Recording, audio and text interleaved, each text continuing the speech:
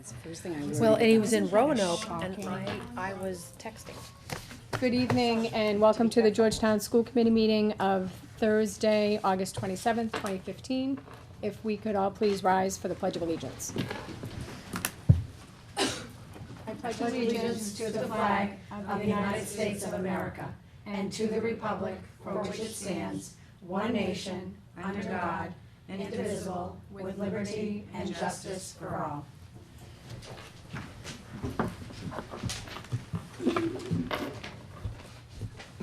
Oh, look on the agenda where the school tours is, it's the first line. Okay, so, we'll keep it, Near the top. okay, we're gonna keep it near the top, actually. What I'm gonna do is, we will discuss the school tours, we're gonna bring a few people up prior to that. But before I go into that, I do just want to, approve minutes that we had, so I will entertain a motion to approve regular session minutes of July 30th, 2015, as well as the acceptance of warrants number 07V16, 09V16, 06P15, and 08P15. So moved. Second. Any discussion? All in favor? Aye. Thank you. Okay, is there anyone, in the audience that would like to talk about anything on the agenda that isn't already set to talk about things on the agenda? Thank you. Okay, we do, have Lou Mamelette from the Water Department. Lou. So Lou and I have been working on a situation that had been raised, a couple weeks ago, right, Lou? Yes. And Lou came by today and we had a quick conversation about, what we might explain to the school committee about the situation. So, and then he said, well, yeah, I'd be happy to come in case the committee has any direct questions for me. So I think that's great. I appreciate your time, Lou. Sure. So, a while back, we, had some testing done on the water at the school, at the new school, which is standard Yes. procedure. And, first it came back normal, and then I think the second test, it came back showing the presence of bacteria. So, obviously, that's something that had to be followed up with, and I think it actually triggered some reporting that Lou had to do to DEP. In the meantime, we met in the trailer, we had a conversation, a bunch of people, about what we could do about it. And I gotta say, I think we give Lou a lot of credit. I mean, he jumped right on it, and he and his guys took I think, a pretty aggressive action. Because they knew the school was scheduled to open in a very short amount of time, and obviously we couldn't open if there was bacteria in the water. The assessment was that because the school is new, and because it really sat sort of idle, since it's been built, I mean, there really wasn't much activity going on there Very this summer. limited, yeah, very limited. That apparently that's kind of something that happens. It just does. And so Lou said, well, you know what? I think what we need to do is just put chlorine in the lines, just flush all the lines out, let it sit. I think you let it sit over the weekend, right? Yep. And then test it again on Monday. And the good news is it worked. So we have no issues at all. With the water at the Pembroke School, we don't have anything to worry about there. But I think, again, thanks to Lou, he just, was like, yep, let's, even though that's probably the more aggressive thing to do, because we were talking about trying to flush out different parts and all that stuff. And he said, you know what, I think we just do the whole school, see what we get, and then if we have to go to Plan B, we go to Plan B. Yeah. But it in fact worked. It was the right action to take, and I wanted you to be aware of it. And then I think, Lou's got to still do some reporting, right, Yeah. Lou? So maybe you could say a little bit more. Yeah, so I think Carol kind of summarized it pretty well. The one thing, there's a couple of things I wanted to just try to clarify just a little bit. I think the initial testing that Carol's referring to are compliance tests associated with the construction of the new school, because we actually do testing of the Pembroke School every month and have been for a long, long time. So where the construction of a new school came into play, the contractor that does the interior plumbing has to chlorinate and test the interior plumbing. The water department oversaw the construction of the pipelines outside, and we had that contractor chlorinate and test the lines, which we oversaw. So both of those passed initially. It's when the times, I think the one for the inside of the school happened in, I want to say January of this year. So there was about a 6-month period where there was very limited usage. And I mean, this is probably, you're probably never going to have this limited a usage of the water system in that building probably ever again. Even in the summertime, I assume there'll be programs and enough activity.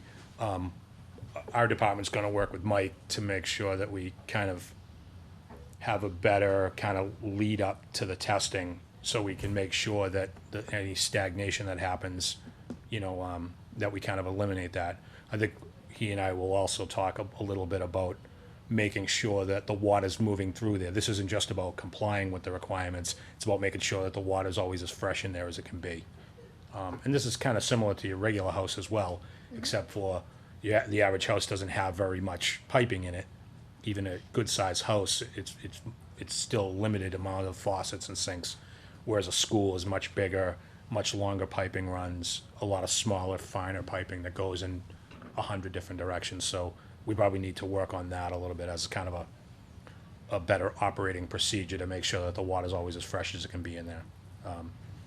As far as the bacteria that's there, it's coliform, which is naturally occurring in the environment.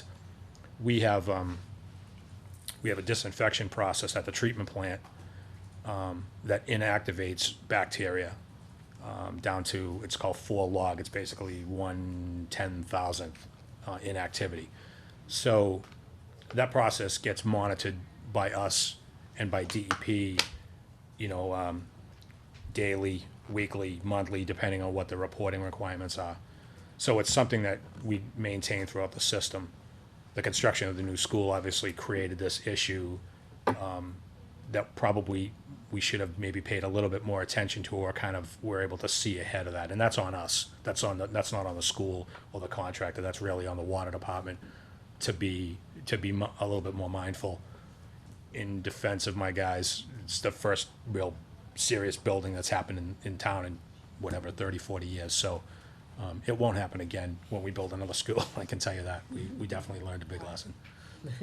As far as the reporting goes, as far as the follow-up testing goes, it was kind of a mishmash. We would flush some more, it would be clean, then we'd have to resample it for DEP requirements, and then it wouldn't pass. And we kept having some back and forth, and the lack of consistency, just, I think, us and Carol, I don't think we're really super comfortable about that. The contractor had already did their part. So I just said, it's time to just kind of go right to the correct next step. So we brought somebody in, they chlorinated the building, and it passed. We've done follow-up testing, it also passed. The problem for the water department right now, and everybody kind of, not just here, but the whole townwide, is gonna get notified of what happened. That's a DEP requirement to explain the situation and what corrective action was taken to make sure people understand what's going on. This is not an emergency. It happens not in Georgetown very often. In fact, it's only maybe a handful of times in probably the last 15 years. So how do you make that notification? This is sort of a draft notice. It's not complete yet, but basically it's gonna be like a 2-page, it's gonna show up in your mailbox just like the Consumer Confidence Right, Report. okay. Just in a sort of a smaller version. And then we'll also use the, I guess the rest of the town, we just swapped over from Code Red, which I'm sure you've heard my voice on the thing for the flushing, to it's called Blackboard Connect. I think it's a They're little doing bit. the same system as Yeah, well. so we'll have a notification there, and then we'll also put the information up on the town's website, so there'll be a link to go there, and And the part of most why detailed. Lou, I want to have Lou come tonight is because this is also a public forum, right? So, people that watch the meeting will have an opportunity to Yeah. hear about as well. Yeah, and DEP has certain requirements that we have to follow, so, obviously we take this very seriously, but given the fact that it's a brand-new school and there's little kids involved or whatever, it's kind of that much you know, it's kind of heightened to that, you know, to that next level. So I just wanted to kind of give you an explanation on what's going on and let you know that, you know, the water's safe to drink. Even the notice that you're gonna see that shows up, DEP's own wording is, you know, just basically says, you do not need to boil your water or take other corrective actions. This is not an emergency. If it had been, you would have been notified immediately. So, I mean, this is DEP's language, not the water department's. So just to make that very clear to folks that, you know, it's something that has to be managed.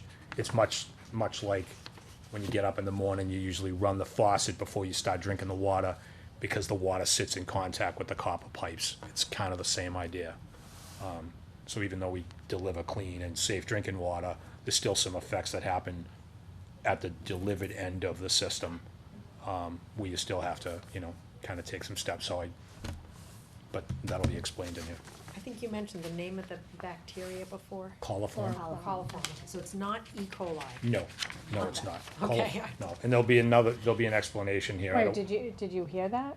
No, No, no, she's no, just that's just the one wondering. that No. people, Oh, you know, and I Right. would be very afraid to hear Sure, about. yeah. But this is not that. This is something Coliform is else basically an that's indicator. gone. It's an indicator. I mean, I can give you some more information if you want. I don't want to bore anybody, but I'd be happy to explain it if you Well, want. it's naturally No, I just occurring. wanted to We've heard that clarify. many It's times. not When he the said big- that, I'm like, It's not the big scary one. No, Okay. no. And bacteria gets inactivated in a disinfection process in the presence of chlorine. We actually have a two-stage process at the treatment plant to disinfect. And we maintain chlorine residual throughout the system. So basically what happens is if there's an additional demand of bacteria, the additional chlorine that's still there is ready to fight it. It's kind of like chlorine level in a pool. Yeah. However, if you have outside influences or long periods of time, like if you don't put chlorine in the pool for a long time, at some point the chlorine can neutralize or decay down. And if there's any limited presence of bacteria, it can then show up. Sure. So, I just have a question about, when you did the initial or the initial test came back fine? What Carol had said. the initial test that Carol's referring to was the Compliant. disinfection of the interior piping by the contractor Okay. on the new building. So when you did your testing, it Yes. came up with this Yeah, indication of it bacteria? came back present, not absent. And do you do like different parts of the building, or was it, and if you did it come out We only. positive on all of them? We or- only we have one location. The location that has always been used in the old school was the kitchen sink, was the main sink in the kitchen. It doesn't have an aerator on it. It's where the most water gets used, so it's flushed properly and there's adequate volume that goes through there. We use that same location in the new school. And when we did our retesting, we also tested it there as well. So our initial test for compliance with DEP as part of our regular monthly schedule that we've been doing forever is where it first showed up. When we resampled, we had another positive hit for coliform. Then we started doing a whole bunch of flushing, and then we got it to clear, and then we had to go back and do another regular sample, and that didn't pass again. And that's when we kind of stepped in and said, you know, this can't be a back and forth. We have to take some positive steps. We had already done all the disinfection outside that we oversaw. We did not oversee any of the interior stuff. That's I think the architects did that, or the OPM. So I kind of felt like that's something that myself and our guys didn't oversee. So that's the one I said we have to do, because then, you know, if we're gonna sign off on it, if it's our compliance, that's the one we need to be involved in. And when we did that, we got the results back that we were looking for. Okay. So, my office is open all the time. My cell phone's on me all the time. If people have questions, or you come up with something else you wanna know about or whatever, or stop by, or, So that's a monthly testing that you do at all Correct. the schools? yeah, I don't have the list in front of me. We do the high school, we do the Pembroke School. I can't remember if we do Pearlie. We probably do. I just don't have the list in front of me. But we also do other locations throughout the town. We do the apartments. We do our booster station up on Long Hill. We do Erie 4 Fire Station. We do a business out on Farm Lane out near, off of Jackman Street. So, you know, we have kind of a variety of where the locations are, because B&W Press, we're supposed to have a representation of all the locations. We're gonna look at maybe switching up a couple that have the potential for being stagnant. Either that, or we're gonna come up with maybe a little bit more rigorous plan. I think in the last 15 years, we've only had one other incident where this happened, but when it does come back around, and now it's on my watch, so I take it very seriously, and, you know, we're gonna do the best we can to make sure that, you know, that we're kind of staying ahead of all this. We know we have plenty of chlorine residual in the system. We're actually putting more chlorine in the water now than probably since the treatment plant was built in 2000. So I know it's not because we're not treating it properly, but the test does require some prep work up front to make sure the water's moving, so it's really representative of what's happening. Okay. Well, that's good. I think the notification that you're gonna be doing with the letter and then on the website, I mean, it's definitely gonna get the word out to the community, which is good. Yeah, and that's a DEP requirement, so, I mean, obviously, we would do it anyways, but there's very specific requirements from DEP. I mean, the good news is it worked out great, and the action that was taken, it'd be a very different situation if the water had not worked. Yeah, I mean, I don't think it would have prevented opening the school, but it would certainly require a lot more testing and a lot more kind of finer detail. And, but I think going in and globally, I mean, we were running around opening faucets left and right, and myself and Mike and several folks were, you know, running around testing things with strips, making sure the chlorine was everywhere. So, I mean, it was all hands on deck there that day. Yeah. So, Well, that's good. I I'm sure the mean, parents would be relieved, that, you know, yeah. even Well, if it we wouldn't prevent appreciate it. the, you know, just the full effort that you put into it and the people that work for you. it's my job. That's what we're supposed to do, Yeah. and that's what we did. They're always such great, personable gentlemen anyways, so we wouldn't expect anything less. I'm happy to hear it. So that's good, I'm glad, and like you had said, you have your cell phone on, so if anybody gets this letter or has any questions, you're Yeah, the I mean, guy if to you, go to. if you call the office, you know, somebody will get right back to you, myself included. I mean, if folks have more questions or whatever, I mean, there's no shortage of literature on the subject, so, you know, there's really no secret to what we do. And I don't want that to be the case. I want people to understand Sure. and have confidence in the water and the quality of the water, so. Does anybody have questions you wanna raise? Okay. Thank you Well, for I know, coming. thank you for taking the time to Yeah, come no out problem. tonight, I appreciate that, No problem. Thanks for having me. that's good. I'll look for it in my mail. That's right, so you can get educated. That's right, thank you. Thanks, no problem. Thanks, Lou. Okay, we're going to ask Chris DeFranco, the athletic director, to come on up. We're looking forward to the spring summary, which was enjoyable Chris. reading. Of course, yeah. How's everyone? We're talking about spring and we're getting right into fall. I know. with, Yeah, I think I was in Philadelphia at a teacher workshop You were, for the last you one, were. so sorry about that. It was really good. That's okay. So we had a really good spring. The numbers were pretty good. We lost a few athletes overall, but teams did well. Girls lacrosse had one of their best years in a long time. They won the sportsmanship award, and they had an all-star in Gracie and Conti. Softball made the tournament, and they won their first round game. So it was the first round win in many, many years. That was exciting, that was a very exciting game to go to. Great. So they had 13-9 overall. They had 3 All-Stars: Kylie Hayward, Kate Ironson, Danielle Curcia. Baseball won the Division IV North Championship and the Cape Ann League Championship, so that was amazing. 14-9 overall. Yes. They And that had- wasn't predicted, right, Chris? I mean, they were. I mean, they were solid, but. Yeah, they were solid, but they had to work to get there. Yes, You know, they did. The Cal came right down to the end of the season, so it was pretty awesome. So they had 1, 2, 3, 4, 5 All-Stars, which is amazing. Yes, they did. Mike Adu, Kyle Nelson, Richie Gray, Alex Bornholt, and Ryan Slack. And Coach Justin Spur, who you may know, resigned, but on his way out, he was named All-Scholastic, which is one of the highest honors a coach can get in the state. nice. So really, That's really great. Good amazing. for him. Yeah. Boys lacrosse, they struggled a little bit wins and losses, but if you went to any other games, they were always competitive. I don't know if any of you went to the opening night game against Triton that went into overtime. It was amazing. Oh, I heard about it. I Yeah. wasn't there, but I did hear about it. think It I did was sound very exciting. There, maybe not. And they had 2 All-Stars, Nick Did you go? DePasquale Yeah, and they Scott did, yeah. Conti. Outdoor track grew a little bit, which is great. Last year, I think we sent about 8 kids. This year, it almost doubled to 15. So we're hoping that Triton will continue to keep the co-op alive because it's a 2-year process. So this was the 2nd year of that co-op. So we're hoping that because we, did increase our numbers, they'll take us back because I think we all like track and field, but it's just one of those sports that we're too small to support ourselves, unfortunately. Middle school track, I must have forgot to remove the word grew. The numbers did go down a tiny bit, but not dramatically. And it's kind of a unique program. I don't know how familiar you are with middle school track, but basically there's maybe 5 or 6 schools in the Cape Ann League that run it. It's instructional and competitive, and it draws a lot of kids.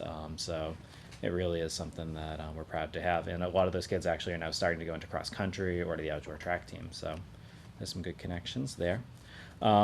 Participation, it's interesting. Baseball is so successful, and they are actually down 11 kids from last year. Yeah, that's, Yeah, I Yeah, noticed that. it's a cycle. I think that we see that in a lot of our sports, that sometimes you'll have a big bump or sometimes we'll have a big drop. did you see like those 11, did they go to a different school or did they go to different sports? Not really, because you would think that boys lacrosse would have picked up, because those are the 2 major boys sports, and they were down 1 as well. So it was just a Interesting, drop. 11. Yeah, there were a lot of 8th graders who played the year before who did go to private school, Okay. so that was a factor. So they, they would have come in as 9th graders, and they didn't. But 30 is good because everyone got playing time, Yep. so no one's complained about that. True. But overall, a very, very good season. I think one of the biggest concerns with numbers is the middle school. We were not going to have 6th grade next year.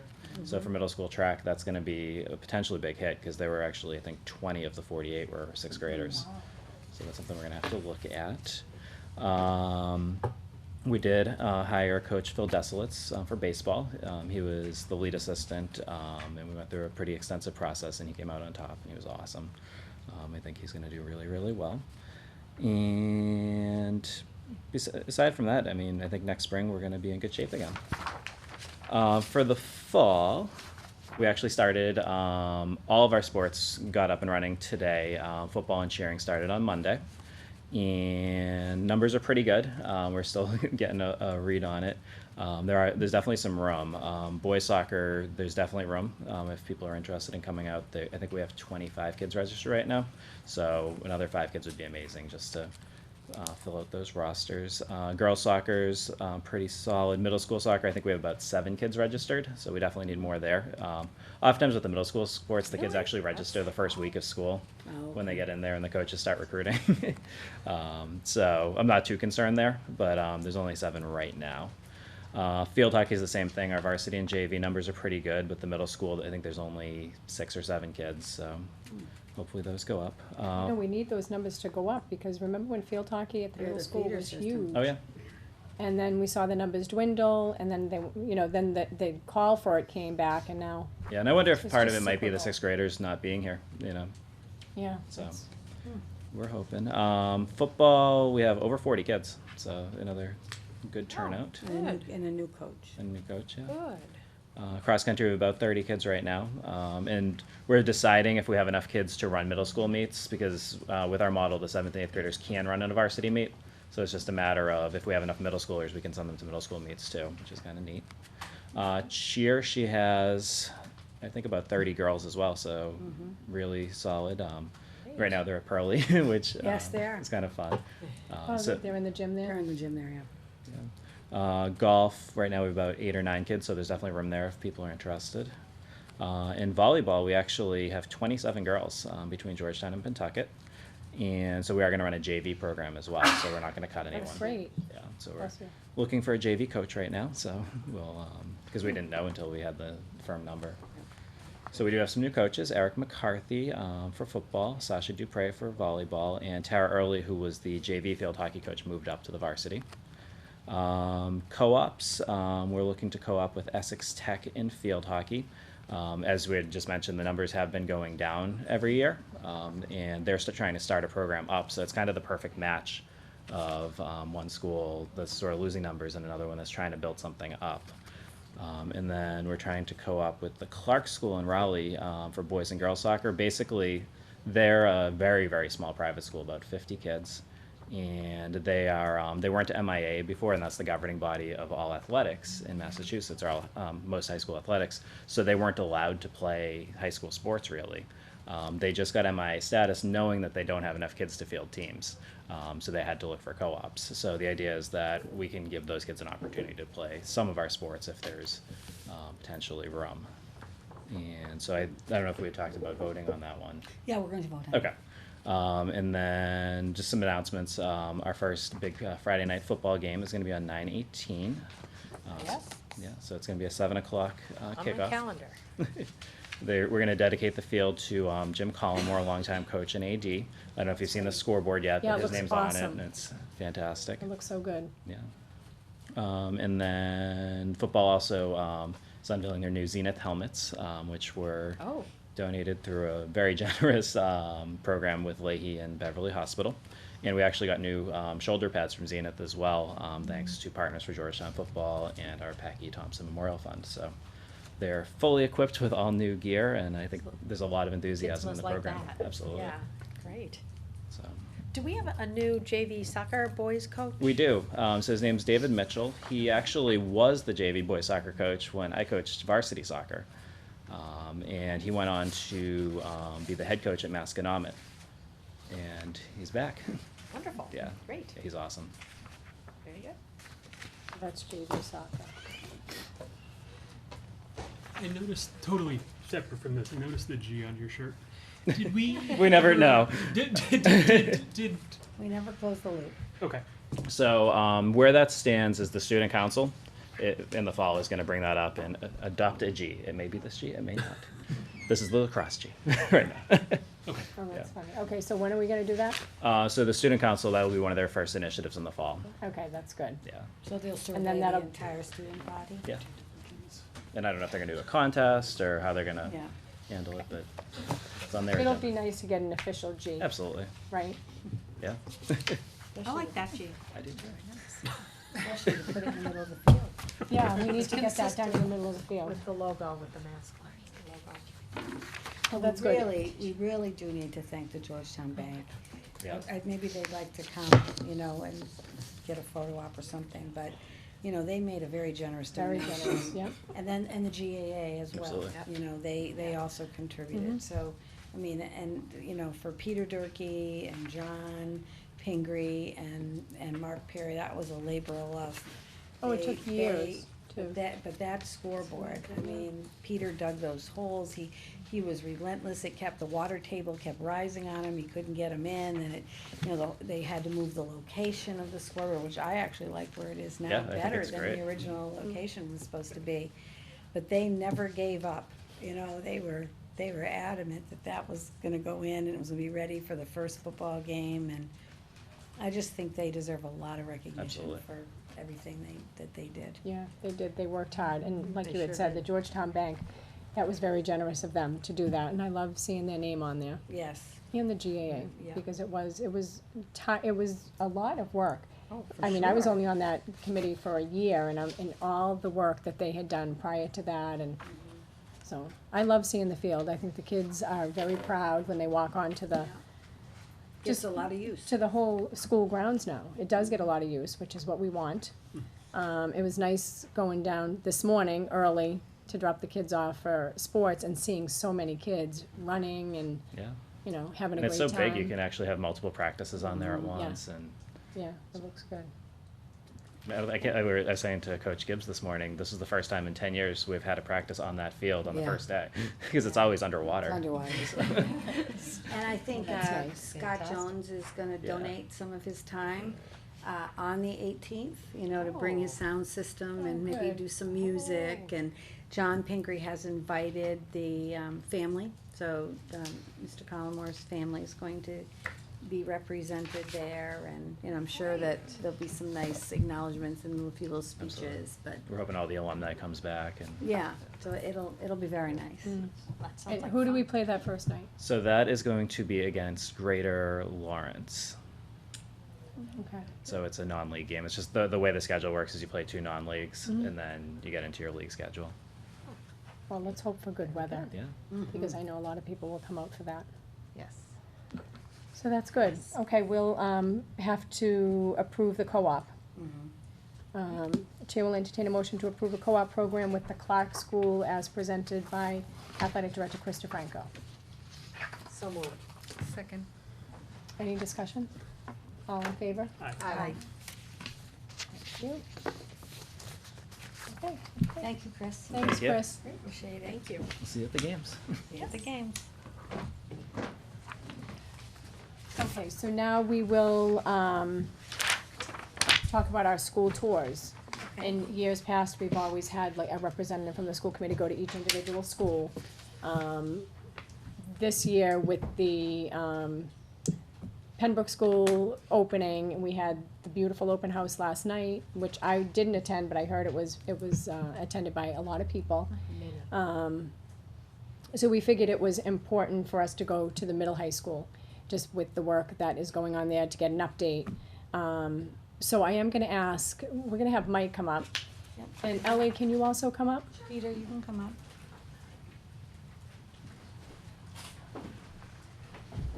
So we got a chance to all meet and go through, the school and just see the different work that's being done. And I know we wanna talk about a recent storm that put a damper on things.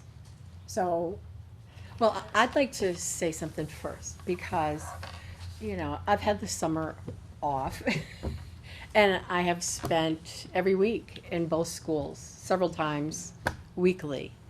And I just can't commend Mike Anderson enough for everything he has stepped up to do. And quite honestly, I don't know who deserves a spa day more, him or his wife. his wife. Because of all the time, you know, that he's been putting in. So I just really wanted to make sure people knew how much he does behind the scenes, between equipment and, you know, there's just so much. You cannot believe the amount of systems that Mike has to learn how to use to operate Pembroke. It's just amazing. But what's nice is he's gonna be able to do most of it from his phone, you know, once it's all set up. Which is great for us as a community, that, you know, quick response. Yes. Yep. So, in terms of Pembroke last night, it was just amazing seeing how many people showed up. It So was did you so see nice. a lot of, non-family community Oh, I had members? a ton of my friends were there, and their kids have all graduated. I that's saw nice. neighbors, my parents came. A lot of kids from high school. Yes. Come and see it, that's Yeah, nice. to see it. Yeah, I was walking behind 2 girls, and I overheard one say to the other, "Oh, I wish we had been here, well, one more year." you know? So I Alumni think teachers, there were a Yeah. number of alumni teachers. there were. It Bru- was, Senator Tar came. yes. Representative Mira came, a few of the selectmen came. That's great. So, yeah, it was very. Very I well mean, From attended. 4 o'clock, I mean, actually, Margaret, there were people coming in at 3:30. I mean, it started then. The lull was when there were 100 people. Yeah, yeah, it's true. For 4 hours, there were, 4 hours it was straight. And packed. Margaret had to make 3 announcements. Were you just To able remind to let people people it's go over. wherever they would like? Yes, they- There was no set touring Classrooms were time. closed because we didn't want things to get disrupted. Sure. But they left 1 or 2 rooms open in each grade level, so people could see them. We had 6th grade students. Yes, that Oh. was cute. Oh, that, They were great. Stationed around the school. that's nice. You know, show off, some would be done by kindergarten, here's the kindergarten wing, or here's the 6th grade. So, yeah. That's nice. It's great. It showed well. It Yeah. just It really was looked a happy- nice. And between Ellie and Margaret and, you know, myself and, Michelle was there for a while. Michelle was there, but, you know, Elizabeth Carroll spent the whole night there, Hope. And, you know, we were all sort of stationed around, so, you know, we were telling, you know, elements of the program, like, you know, check out the rain chains and how it's a green school, and, you know, the little story about the color scheme and, you know, what each floor represent. You know, people really were, I think, so impressed with the amount of detail, the decision-making that went into the school, you know, so I mean, we all were very emotional, cause it was 100% Yeah, what we had it was a hoped it labor would of love. be. I mean, the school building committee did a great job, and I don't know how you and all the other members were able to put all that time in, because there was a time there, and it seemed like it was over a year of you guys meeting so much. And, you know, you and Michelle did a great job keeping that committee together, and I mean, so we the appreciate committee's been that. Meeting for over 10 years. Yeah. I mean, it's Well, Well, a little more than that. Ellie's been with it for about 20, no It kidding. feels like 20. I think it's getting close to 14. And what was very rewarding for me is so many people working a together. couple of members of the first building committee also came through. Yes. And, Yes. you know, they were just so thrilled to see it See it finally happen, you know. Yeah.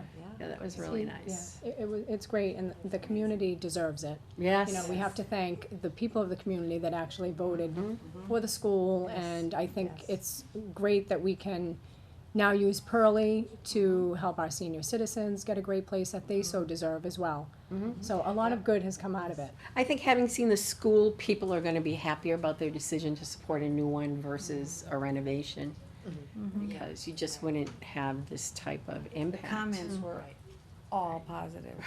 They were. I mean, really, all positive. I had someone tell me her son kept telling his grandmother, called his grandmother and said, my school is gonna have a rooftop garden. I mean, he, you know, of all the things to take away, you know, everyone found something that really stood out to them. And in his case, that's what stood out to him the most. So I think it's a great job that the town did getting this done. Great, thank you. Okay, so let's talk about the move high on. school. Let's talk about the high school. All right, so the way it stands now, as you know, or most people know, there was an issue a couple of weeks ago when we had a weekend storm, and we're having a new roof put on the high school, and one area of the roof that was covered, it was not quite secure enough, blew off, and water came down the walls, and so it's not like it rained down on things, it came through the walls and then came up. The library, you know, really got the worst of it, but the water did spread into some hallways and the entryway of some of the classrooms, and there were a couple of classrooms that did get some leaks. Obviously, managing that. With all due respect, I think we can say a little more than leaks in some of the rooms. In some of the rooms, the library, absolutely, yes. But I there mean, were the some- classrooms. There were some classrooms, absolutely. Some they, you know, some they weren't, but some, and it's in different floors also, you know, depending on how the water went. And actually, I don't know the direction it took, but I do know that it did affect the library especially and a few key classrooms. So what has happened is they had a company come in who immediately handles evacuating the water, which they did. Then we have testing that gets done to make sure that the air quality is fine, to test to make sure that the walls are drying. They determined that they were drying slowly, so where there was water damage, they cut off about probably 3 feet of wall board in order to allow the air to circulate through, and there are fans every place going through, and they've pretty much made it through the building now, repairing that. The walls have dried, they've patched them, they're sanding the seams down now. So cosmetically, there are still issues. Walls that had to be repaired still need some paint. Floors that came up in many places, we need still new floors. But the contractor has assured us that he feels confident he can be done and ready for school to open on Tuesday. Now, having said that, of course, I think you still need to take into consideration that Mike has to come behind the contractor. And while the contractor is required to clean anything that he touches and, you know, because of the whole water issue, they're responsible for all of that. But ultimately, once that is done, you know, the school does need to be cleaned. So, you know, I'm here to tell you that at this point, repairs are done. And, well, I'm gonna back up a minute. The whole thing was done over 3 phases. So the first phase with the roof, that's just wrapping up this week. The second phase involved walls that moved around, different configurations throughout the building because we removed the sixth grade. Moisture And- mitigation. And the biggest part was the moisture mitigation. And then the third phase is creating some new classroom spaces on the first floor. And the way it's been staged is the areas that are not used quite as much, and this was done, you know, with Peter, with Carol, with the whole school department, figuring out, you know, what could be held back for the third phase, which is slated to be done, I think, the end of October or the beginning of November. Yeah, 10/31 was the date. Right, so what they're doing is they're building walls that will separate phase 3 from the rest of the school, so that school can just carry on without any of the workers intermingling with any students. All the workers have been quarried. I mean, you know, that's really important because it's a school area, so, you know, but still you just don't really want them mixing together. So that's being handled. So now at this point, the contractor feels confident in saying that what's left is a massive cleaning and then cosmetic. So when students go back, they may see in a room, for example, in a classroom, that maybe the little piece of wall that was cut out hasn't been painted yet. You know, the intent is to get the hallways done. The kick plate that's under the lockers, they expect to get done, but they might not be. I guess at this point, based on the contractor's recommendation, the safe recommendation I am bringing to you is that I would notify parents that right now, it looks like we can probably open on Tuesday for students. However, the contractor has 3 more days. They had 90 people in the building today, and they expect to do that over the weekend also. And based on their recommendation, you know, we're gonna do a wait and see. And so I recommend that you not make a decision till Sunday. I think that gives people plenty of time to decide. I think it might be premature to say, oh, well, we're not gonna start Monday, we're not gonna start Tuesday, because if they're working that fast, they really could wrap it up Monday. They really could wrap it up Tuesday, or they could wrap it up Wednesday. So I would hate for you to say, well, we're not gonna start till after Labor Day, because you might be losing days of school that they really could have been using. And again, I don't think you can even take my recommendation until Mike figures out, you know, where he's gonna stand. And I'm not sure Mike is even gonna know until Sunday night if he thinks he's going to be able to finish or not. I just think that, unfortunately, you know, sometimes a wait and see is sometimes better than making a rash decision and then saying, oh, brother, I wish we had waited. But also them working so fast, that's kind of hasty work. I'm not But it's more cleaning, that, right, am I right? More painting, vacuuming, washing down walls, floors, laying the tiles, boy, my biggest concern is whether or not they're gonna finish the floor, because they have a lot of tiles Rip up the away. carpet and put down the tiles. No, this is exposed floor Okay. as part of the renovation that they have to retile. Like going up to the gym, Those- that whole floor was Okay, just that cement. was, right. No, those spots we know are not gonna be tiled. There are gonna be some platform areas near the stairs that are just gonna be the solid cement. They don't have holes in them, people aren't gonna trip. But there are some issues going on with the flooring contractor, and we've decided to just open school, not putting those in. That area you just mentioned is one of them by the gym. But they're safe, it's just cement. So what's the issue with the flooring? I'm talking about hallways. Okay, but when you said we have It's an issue- contractual, Contractual. Okay. So the stairs, Barbie, the Yeah. stairs and the what they call the stairs and the treads. treads, those will be in, but the landings will not be in. Right, we That's talked what about that there's yesterday at the- contractual at the work trailer being meeting, right. done. But there's no safety issue. The building inspector has been through the building and he signed off on it that it is up to code, that for safety reasons that it can open.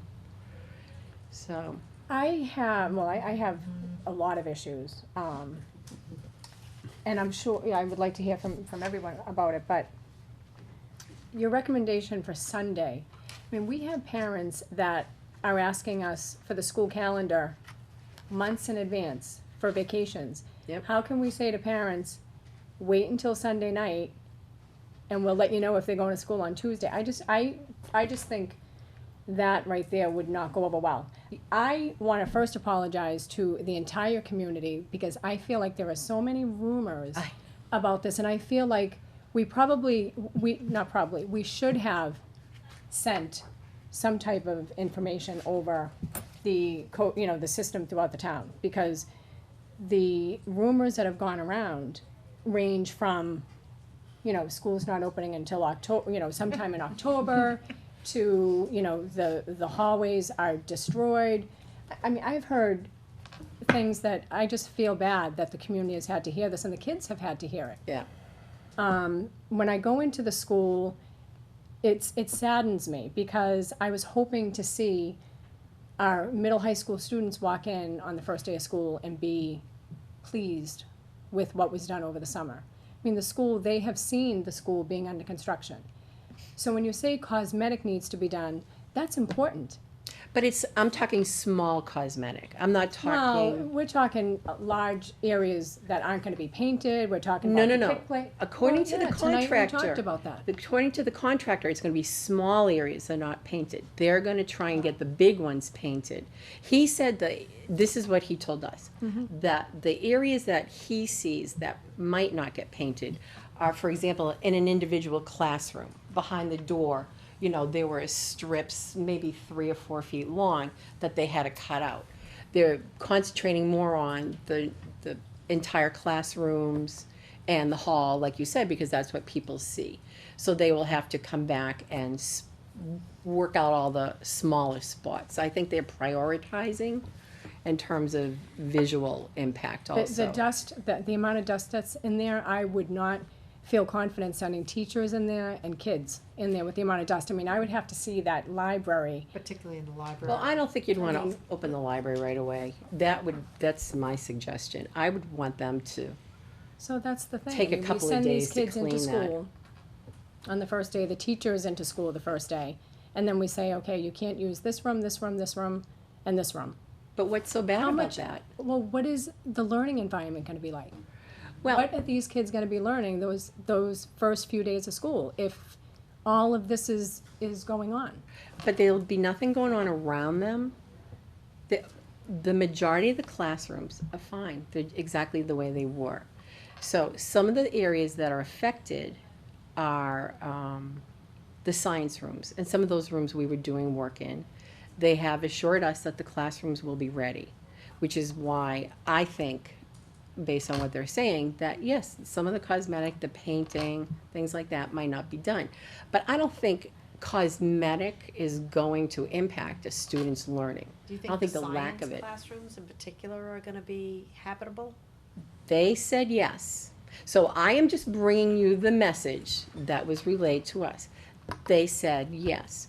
So your job is to decide, do you want to believe them or not? I mean, really, that's what you're doing. And that's why I'm saying you're not ever going to make everyone in this town happy. If you decide tonight to just start after Labor Day, the people who are expecting their kids to start aren't going to be happy. Some of the students are going to be dancing in the street, especially seniors. But you're going to open a whole bag of worms of how a student's going to make up, because of time and learning, how they're going to make up that instructional time.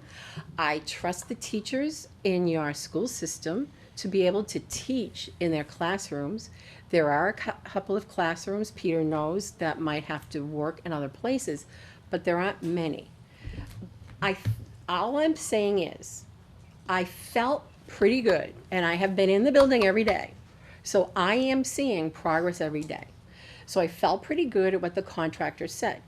However, and I'm gonna stipulate this again, I think it's contingent upon Mike. I think if Mike doesn't feel his, no, I think if Mike doesn't feel he can get the building clean enough behind the contractor, then that's when you make a decision. But that's why I think you should buy yourself a couple of days, because I have to believe the majority of people in town would rather see school open on time. Well, like you had said, though, you can't please everybody. We have to think about right now, you know, what we think, as the governing board of the school, what we think is great for the kids and the teachers. I go into that school today, and I went yesterday. I didn't see a huge difference, and at that trailer meeting, they had said there will be a large difference. I didn't see it. So I do have trouble believing when he says school is good for 9/1. I have trouble believing it. I'll tell them I have trouble believing it. I think he knew that I had trouble believing it. But, you know, Mike, putting it on him now, I mean, he's got tons of stuff going on now as it is. So, Mike, why Well, I don't you mean, tell us what you honestly, I think? mean, if he finishes on the 31st, Right? that doesn't give us any time because school starts the next day. So I wouldn't want to make you a promise I couldn't keep. And the teachers are supposed Yeah. to go in on the 31st. I'd love to sit here and say, we'll be ready. I don't want to tell you that because I'm not 100% confident that they'll finish. And then if they don't, I'm not 100% confident we'll be able to get it done. Mike had And people Carol- in last night at 2 a.m. Waxing Yeah, floors. waxing floors. I mean, the guys have all been Which working is hard. wonderful that they're doing that. I think that's And, you know, I don't, wonderful, we can push them, we can even bring on more staff, but, you know, I'm not confident that we can make it, so I don't wanna make that promise. Is there a possibility of possibly having professional development days in the first few days? And that would give the rest of the week to finish what you need to finish and then have the kids come. That way you won't lose those 3 days. The hard part is the professional development that we plan this year, we're bringing consultants in, so we have them scheduled they've already for certain scheduled. dates.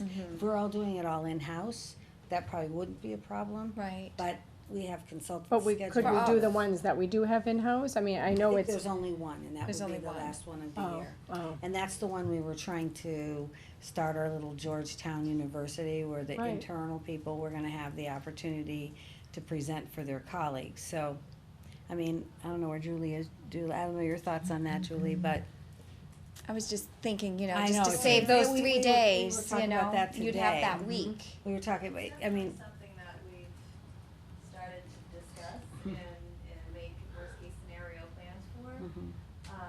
I don't know how that impacts the calendar for students though. right, the because of kids still time on couldn't learning. come. So I'm wondering, you know, we can have teachers, we work with teachers every day, we love that. But then the how does teacher- that impact students and time? Well, and the kids have to make up the time, right, so Well, the. then those days, though, that we would do at the Those beginning. professional days, they would go to school. The kids would then be in So school those instead of, days. right. Yeah. I don't What's, know. I guess on the I mean, you've been working with the contractor for the last 6 months or whatever it's been. How, in terms of what they promised up until today, how much do you believe August 31st? I mean, you have the experience with them to know what they can or can't deliver. I'm What's- not 100% confident that they follow through with everything Yeah. they say they're going to.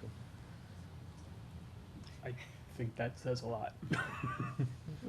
Is there any stipulation in the contract that if they don't make the deadline, that there They pay are consequences? Yes, but don't forget, this part of the contract is not the problem, because this is for the water. Right, no. So they can't be held accountable for time that they're putting into No, I repairing our understand building that. for that. Right, I understand that Up the to water this is a point, separate though, issue. they are completing, they have stayed on target in terms of the contract. They're not behind in anything and that's our project manager's responsibility, to make sure that they are completing what they're saying they're going to. There's been some negotiation, you know, something might come up, and they will negotiate with another item. For example, a room that isn't expected to come in until phase 3, they told Peter, you know what, we think maybe we can get it to you in a week and a half. And that will free up a whole hallway for him to make it a lot easier. So there's a little give and take with it. The other little wrinkle is, and they'll know tomorrow, the phone system may not be in. So, to me, I think that's a little scary to not have access to internet, Absolutely. calls going in and out. The teachers would have access to, intercoms. Their intercoms. So if there was something happening in the classroom, they could call the office, but if a parent was trying to call into the school, or we were trying to call out, unless you were using a cell phone, and so that, they said that might be done, but has to do with all these switches and data And they said hookups they'd know and all that. tomorrow afternoon on Yeah, that one. yeah. So- That's why part of me That's a wants to safety believe issue. them and give them a little It's a time. deadline. Yeah. But I don't wanna I don't think you should overtax Mike any more than he has been. You know, that's why. And I don't want you to think we don't wanna do the work. Right. I just don't wanna sit here and tell you No. we're gonna be ready, and then on the first, we're not ready. The amount of stuff that was in the Yeah. halls, Yeah, even just physically moving that into rooms. yeah, so that'll have to Correct. happen after the 31st. Yeah. Yeah. Yeah. And I guess I don't see how that can happen between the 31st and the 1st. Right. You'd have to be Unless they working work all 24 night. hours. Yeah. Right. Exactly. Right. Which doesn't seem realistic. Yeah, I said to Nat, the, Vice President, I said, I wish we just had 3 more days, I just wish that the summer was 3 days longer, and then maybe, we'd be in a different spot, but, I think that's why I thought it was important for you to all see it, it would be tough to make a decision if you hadn't actually walked through it, and Ellie is correct, there's a big difference, cause I walk through every day as well, there is a difference, from what it was like, a week ago, for sure. Absolutely. It looked like a bomb went off in there, really, it did, when the ceiling tiles, were all over the place, all wet, the water was, library stacks were sitting in it, the staining and the water, the fact that it was wet, going right up the walls, the cove base was peeling off, and we had the issue in the small gym with the mudslide, some of these things just, they happened, right? We can't go back, we gotta go forward. But, we have had to deal with them. And, if we didn't have to deal with them, maybe we would've gained 3 days. But that's the problem. And we know the small gym, the floor won't be in for Right. sure for the Yeah. first day. Well, they think the floor will be there, but they won't be done varnishing it. It takes several. Well, it's still drying. Right. I don't wanna start the school year on a bad note. I don't want the teachers to be worried, even though I wanna reassure people that there's no mold spores, so the rugs were all tested by the hygienist. Mold is not a problem. The rugs are all dry, and that's been, proven by tests that happen almost every day. And the regs are so threadbare that there wasn't much to them anyway. Yeah. So the drying really that's did good. happen The wall- quickly. The walls, are dry. The walls are dry. So the air quality testing, That's coming back on Saturday. So we don't have the results of the air quality testing. They don't anticipate there's going to be any issues with it, They've but, had some tests already. there's been some testing, Yeah, but this yeah. is like the final one that we've been doing them in increments because we wanna reassure people that there's nothing for people to be worried about. Okay. But, we don't have a complete sign off on it. But again, I worry that if we bring people in and it's not ready, then we invite people to be worried about things that they wouldn't be worried about if Right. you had 3 more days. I think Ellie's right, the contractor's one part, but, Mike and his crew's another part. And, if Mike tells us he doesn't think he can get it ready, Mike usually is the kind of guy who says, whatever you need, and he will do it at 2 a.m. That's not, he's telling you that this is probably not possible, he's concerned about it, I think you gotta listen to that. so creatively, how would we make up these 3 days? Well, that we Because have I to- do like seeing the June 16th end date. I mean, it I sort of know doesn't. that's probably I think it's unrealistic sort with of- snow. With the snow, June right. 17th. I thought it was the The 16th. kids would still come in. Would you, after Labor Day. would you not even wanna try it day by day, so maybe you don't lose 3 days? I feel like You gotta let the people know. community, it would just like, they wanna know, yes or no. For planning. Yeah.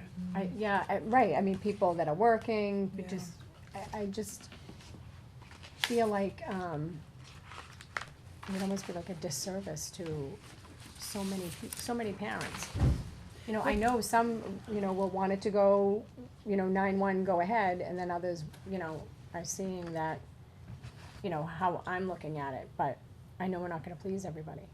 I just have a real hard time sending my own kids into the school. How can I say, because I did make a comment that if the school opens on 9-1, I most likely would not send my children. That's, to me, how can I say that and then say to everybody else, you can send yours? I don't know if this makes you feel any better, but I keep walking through that building with our architect, who's 7 months pregnant, and she feels very comfortable being in there, and she's in there for, a few hours at a time sometimes. So I take my cue from her, I guess, if, you know, that if she's feeling comfortable about it, then I'm feeling comfortable about it, cause I think she would be the first one to say, yeah, I don't think you wanna be in there.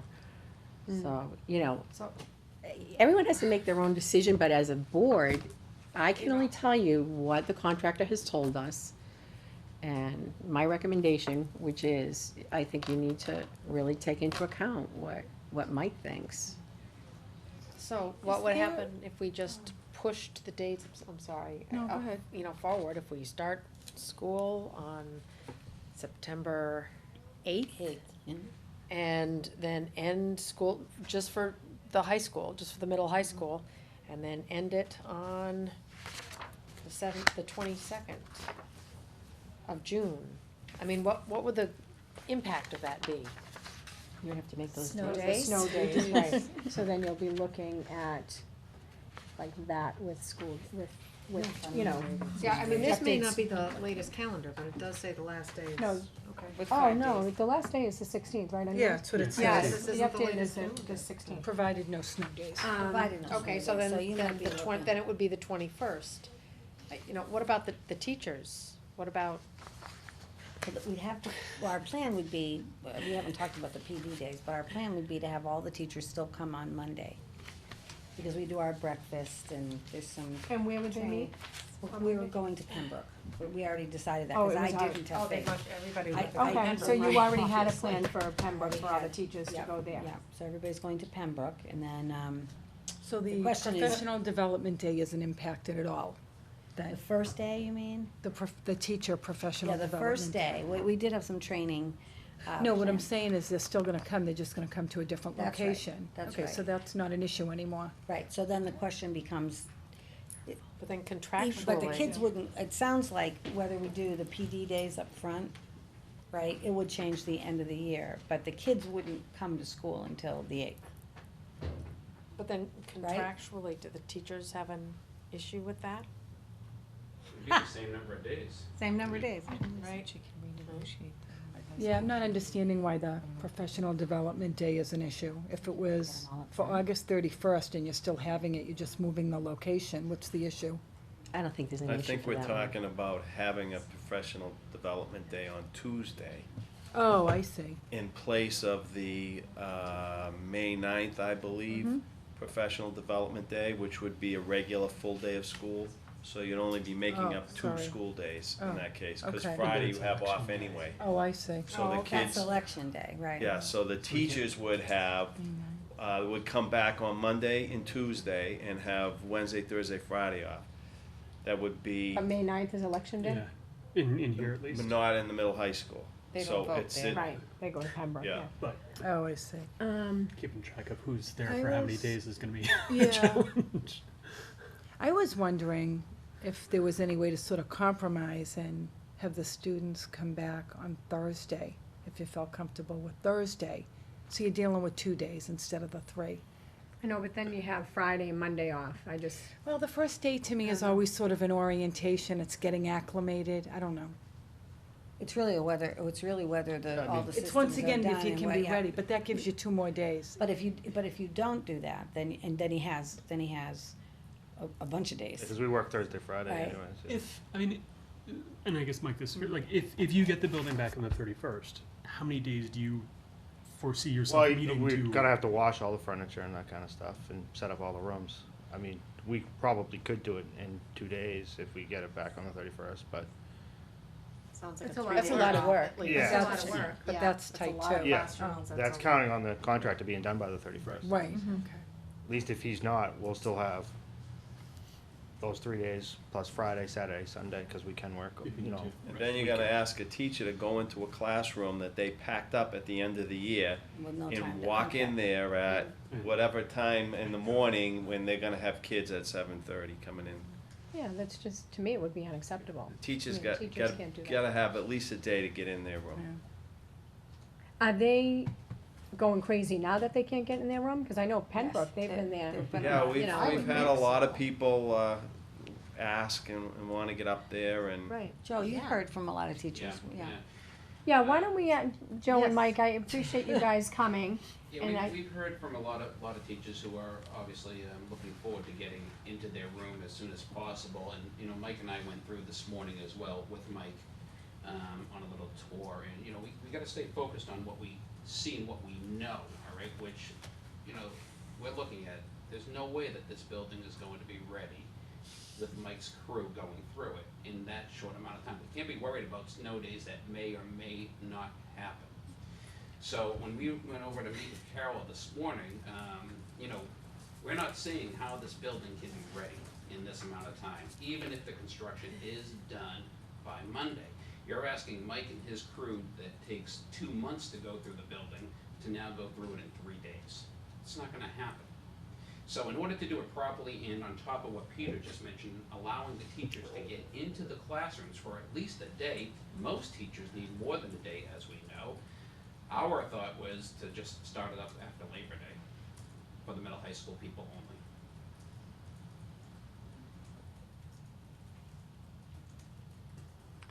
Yeah. Peter, what do you think? I'd like to hear how you know, it's your school, what are you thinking when you walk those hallways and, I mean, Well, I always try to keep in mind that construction is not my business. So when things appear like they're not ready, I don't know the business. So I've seen classrooms that had no walls in them, and I in the morning and come back and the thing was painted at the end of the day. So I'm trying not to concern myself with that. So I think I have to make a huge distinction between what the contractor needs to deliver, and that is an empty room that is complete. And there is a lot that happens after that time. So they're doing all they can, and they're at this point right now, I'm gonna get every room they promised me -1. But that's going to the 31st. And that doesn't give Mike any time. There are a lot, and not all classrooms are the same. I have 5 computer labs that are not gonna be operational, no way, by the first day of school. right, and that because- to me is just, how can you open a school? You When can't, we and can you know what? honestly say that they won't We be have operational. invested Right. and we push teachers to utilize technology. I have no confidence that I am gonna have a network by the first day of school. So Wes could probably chime in with that, but right now, and that's all tied into the phone system and things like that. So, administratively, like, we're ready to go. All we have to do is print some schedules, and if we get the network up and going and the printers, but it's not about us, it's about teachers, and teachers need to get into their classroom, and Mike has to, a lot of work, and Joe said it best, it takes Mike 2 months in the summer to clean that building. He's gonna have, you guys are talking about like a number of hours to get it ready. So, I don't see how it can happen. Look at Mike's face. We did do rooms that weren't touched, so But those Yeah, rooms. but it is Yeah. 50, probably Yeah. 50% of the building that But you still know what? You needs know what I heard work. tonight? They're gonna replace all of the ceiling tiles, Yeah. second and Right, third they said floors. that tonight. That means he has to go back into every single one of those rooms, because you Dust. move one of those tiles and it's like it snows. So the floors, I've already seen rooms Yeah. that he's done already that are a Yeah, mess. 2 or 3. We've done some rooms 2 or 3 times. Yeah, that is so. And you shouldn't have to, because the contractor Yeah. claims he's gonna do that, Yeah. but unfortunately, Yeah, Yeah. it's tough. I mean, Mother Nature is, you know, you can't tell what Mother Nature's gonna do. When they're but sanding down just- all that plaster you saw tonight, Yeah. that's gonna be very dusty. And we were looking at walls that have fresh mud on them, so they still have to be sanded before they're painted. And, I mean, that, if So you ever this- did it in your house, you know it's, you're If you like, looked at my rug in my office, that you can see every spot I walked, because there's white footprints all over the thing. And I walk through the school, and I'm not going in areas where they have machines doing and stuff like, that's how much dust there is around there, and I feel I can breathe it, but, you know, that, who knows when that part's gonna end or whatever. We could do a bunch of things that week, you know, we could probably, definitely do a PD day on Tuesday, if that's what you wanted to do. And that would be tacking 2 days on at the end, or we could do the 3, whatever you prefer. Well, but- I do agree with Joe too, it's hard, you know, we're talking about, you know, why worry about that now? Yeah, I Yeah, am it worried about it hasn't happened. now. It hasn't happened I am yet. worried about it now, but I do think the most important thing is what are we gonna do with the start of school, and then we can just go from there. so the only question I have for the committee is if, I guess it's procedural, if you decide to start after Labor Day, would that be a calendar change? In that case, it would affect graduation. It is gonna affect graduation. And now it's the 4th, Well, the Is that seniors, the earliest the seniors can get out at 12 days after the regularly scheduled end of school. So if you change the regularly scheduled end of school Yeah, tonight, that's good. then that would, But it bounces back a week. it bounces back, yeah, I'd have to see where the weekend lies, but, you know, 3 days. So there's, and we're tight now, so there's no way you're gonna graduate the first Saturday in June. days. Well, it 2 or depends on 3, how we depends decide what it. you do. so, yeah, right now it's the 4th. You just have to work with the date the kids come in. That's, I mean, Yeah, off the top of my head, I would say that would push graduation to the second Saturday. in The June. 11th. The 11th. Still Yeah. isn't that bad. didn't we do didn't we have We to did have, let- that happened one year? So it is gonna impact the seniors. I know people were like, oh, the seniors are gonna, you know, that's So they great, won't cause be- they They won't only have to benefit make it from up. snow days. That's right. They won't be as happy as they Yeah. were. The calendar is set. Yeah, and I'm also thinking too, next week's weather, I mean, I It's know, gonna be hot. Yes. it's gonna be hot. Yeah. It's supposed to be And like we in the talked 90s. about a lot in with the contractors about, air conditioning. And I'm not hearing anybody tell me there's gonna be air conditioning in that building. No, there'll be but- ventilation. Right. No There- air. There'll be ventilation, Ventilation. so there's there's movement. They did say that, maybe they'd be able to set something up where we could pick the areas we thought were the highest priorities. You know, internal classrooms on the Yeah. 3rd floor would be the first place to start. Yeah. But again, we asked if we delay, is it likely that there's more likelihood that that will happen, and they said, yeah, we need more time, so. But there's no way we can start up those computers next week, and it's gonna be 92, 93, hot and humid with no air conditioning. It puts the machines in peril, so. Wes, did you have anything you wanted to add? I'll just reiterate what Peter said, I'm not starting any new switches or any machinery while there's that dust floating around. I've already told the contractor I won't do it, he's agreed with me, he won't do it, so that could put us back a whole lot of days just getting the network put together, because we can't run those $4,000 switches in a dusty environment, we just can't do it. And if it gets, like Peter said, if it gets to 90 degrees next week, that's not good for me, either, for air conditioning or circulation. So, I talked to the contractor today, he might be able to get the phones going sometime by Monday or Tuesday, but Right. you can't guarantee either. There's just too much work to do. He's behind a week now. I think you've answered the question. I guess if we are looking at moving back a week, which it kind of feels like, is that setting, I mean, I guess I would want to make sure that the contractor still thinks that they need to be done on the 31st, not that it's That by was then. their That's point. not a problem. They In did- fact, they yeah. did not want anyone to Yes. even, At the Okay. trailer meeting yesterday, when we were talking about it, Yeah. he specifically said, I don't care what you decide, but I do not want any of my workers to even think He's gonna still that have it's gonna 90 be guys or delayed. whatever, okay. So I have confidence that Okay. he sounds like he's Yeah. yeah. still gonna be saying, you know, but, I just wish I saw more people. I know Ellie was saying there were like 90 workers in there today. I don't know, yesterday it just didn't, it was a little like you go into this room and there were a couple of people and I don't know, I just don't have that confidence like it sounds like you have in them. Oh, no, I'm delivering a message to you. The message was, he has every confidence that he will be done. My message was, you have to listen to Mike.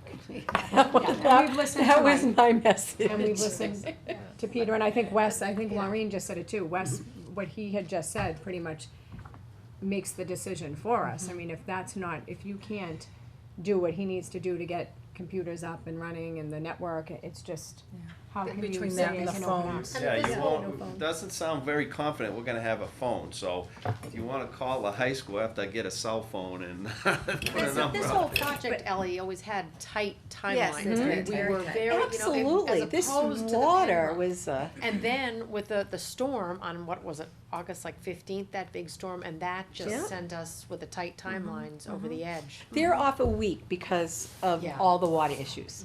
So that's what Carol said, if we just had a little more time.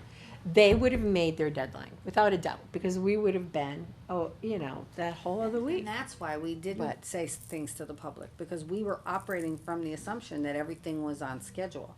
It wasn't until just a few days ago. But even just where letting we- people know about the water, because even just, I just think information, we talk about how we need to be more, the public just needs to know more. I do feel that way. I feel like just the last week, the rumors just have been going crazy. And to try to stop the rumors is hard. So I just feel like we could have said that, okay, there was an issue on the 15th, there was a storm. I mean, I wasn't in town, so I didn't even know there was a storm. Yeah, I wasn't in town. I Um, wasn't in town either. No. Just to say that it got flooded, but I can't imagine though, with the damage that they had explained to me happened, that we wouldn't have thought that this would have delayed it. We weren't Well, looking they at that. assured us it We wasn't were going not to. looking at that. Right. They did There assure were us. so many- there were But so many questions. I agree. They Mike, would did have you should've feel that communicated when you more. saw the damage, I mean, But 5 inches? Well, at every Trillo meeting, we've been told they're on schedule, so it's hard to. That they were gonna work nights, weekends. Right, but even after when you saw the. Yeah, I mean, they were gonna But they bring in haven't cleaning been working crews. nights, I That's- have never seen them working nights. Exactly, and that's the point. Well, that's why when he That's asked if why- I was confident, I said, I'm not Right. 100% confident. Yeah, no. Okay, so that's what I'm saying, Yeah. I'm not saying that the public needs Yeah. to know every little thing that's Yeah. going on, I'm not saying that. No. I'm saying that, to me, when I'm hearing now how much damage was in that school, I would think if I saw it that day, I'd be like, oh, it's not gonna open, there's gonna be a delay. I don't care that they're on track until that day, that had to have put, your mind at like, how are we gonna do this? Looking at the extensive work that had to be done in those rooms that got badly damaged. But that's what they did. And they came to us and told us exactly how they were gonna do it. And they have been. I mean, I do think they're probably gonna be done around the 31st, like they're saying they will. Well, the only contractor that I have heard that has been there at night is the people working on the gym. There's no one there tonight. Yeah, that's true. The gym people have been very good. Right, I mean, I've seen them at night, 9 o'clock at night, like with their, so, I don't know, I just, that's why I have a hard time believing them, because if they've said they're gonna have people in there, around the clock, they haven't done that yet. No, he hasn't said around the clock, because I He even did asked say them that yesterday at the today. trailer meeting at night, though. Oh, I asked him He about it did. again today, and I said, are you doing, why aren't you doing around the clock? He said, because I'm having people do 10-hour shifts, and you just can't push them more than that, because they just accomplish so much less. And you wanted to do it well. Correct. I'd like to mention one other thing for consideration. I don't really understand what exactly it is, but it's called pinning, and it has something to do with the foundation, and they're gonna do it toward the back of the gym. And I told them that I would do what I can to keep people away from that, and it has to happen on September 1st during the school day. So that's gonna be pretty disruptive too. So if The we foundation don't already did. bring kids in on that day, then there's no But maybe issues. we could see if they can get someone in sooner if they're not gonna have school this week. I think Yeah, the September 1st, if we have no school, that, That was the first day they could do it. Is that Friday? on Tuesday. Tuesday, next week. Tuesday. I don't know, I think I'm pretty confident I'm gonna throw out something out there, if the committee members wanna change or make any, changes to my motion, that's perfectly fine, but I am going to make a motion to change the first day of school at the Georgetown Middle High School from September 1st to Tuesday, September 8th, 2015. Second. So moved. Any further discussion? Any further discussion on that? No? Just Okay, makes all in favor? Aye. Aye. And I hope September eighth goes without a glitch. Okay, so what we'll do is we'll post it on our website, and we'll send out a Connect Ed message. So what does that mean? And Are we we'll gonna ask- do a PD day on on Tuesday, or are we going to? I don't think we decided that. I don't know if the committee. We can't do a PE day on Tuesday because Pembroke will be in session. Right, it will No, just just have for to the be middle for high you school. guys. Oh. He was thinking, grade book and all that kind of stuff, but, let's discuss that. I don't know that we have to Yeah, have that you discussion guys can here. discuss that. Cause we'll have to follow it up with what the last day of school Yeah, would be. well, because that's gonna, if you're gonna vote on the last day of school, that's gonna affect the last day. Couldn't you do a PD day here? And I mean, I know may not We be could do it at ideal. early. We Well, have we would places to probably do have to do it yeah, at early. Yeah, it's But not, at least it's that not would a save big- everybody I think we wanna just right? figure out exactly what we would do, I don't wanna just say we're doing a PD day and, You don't wanna waste it. I want the teachers to, it's But something. at a later legitimate. date, we can decide what the whole configuration of the school calendar is gonna be now. Absolutely. This is good for Change now. Yep, I think And, it's good for now. For the public, how are we going to get it out, the people that aren't watching Well, this evening? I'm gonna, for the internal public, I'm gonna send out a Connect Ed message. I will post something on the website, some Put it kind in of the paper. explanation. Oh, no, it's too late. I'll put some kind of Is it? explanation of, Yeah, it's too what late, the it's too late. discussion points were, why the decision is made. We could ask the police chief if he would be willing to send out one of those, although I don't know that the whole community needs Yeah. to know, You but can we do the put it, we'll wicked put it local. Wait, you on. do the Connect Ed. I'll do the Online. Connect That Ed, gets out to that's for the everybody. families. Yeah. And then we'll put something on the little roving screen, the Yeah. cable channel Oh, on roving this channel. screen. That obviously changes the open house. I get the network. Yeah, it's Right. gonna change quite a bit. And change. change picture day for the middle Oh, high school. and picture day. Yes. Well, Oh, there no, you sorry, go, sorry. that's, We're gonna So we have to have find a longer new time to get day. I'll have haircuts to for the work kids. with the photography company. so we'll look at what the impacts to the calendar are and Yeah, what it's gonna be what quite dates an we have to impact, change. but- and And the we'll new come back. calendar will be up on the website once we come up with it. Yep. Very clearly for everybody. Can I ask a Pembroke question? Yep. What is driving up to Pembroke? The driveway up to the school is kind of messy. Like it's a very active feeling. Friday. Construction. They're putting the first layer on That was Okay. the binding coat that you saw Right. last night. Okay. They were gonna do it on the 31st, and they were able to move it to the 28th. Okay. So they have to do the curbing, the sidewalk, we're trying to encourage people, I think initially, to use the access road Mhm. for walking. Because the sidewalks, are still something that they may be working on. The Okay. bus loop will be done, Mhm. so that's good. that's gonna be operational. And that other parking lot. And the other parking lot is being worked on. See, again, it's phased, right? So the school you saw was not completely down. That was So going to be my next question.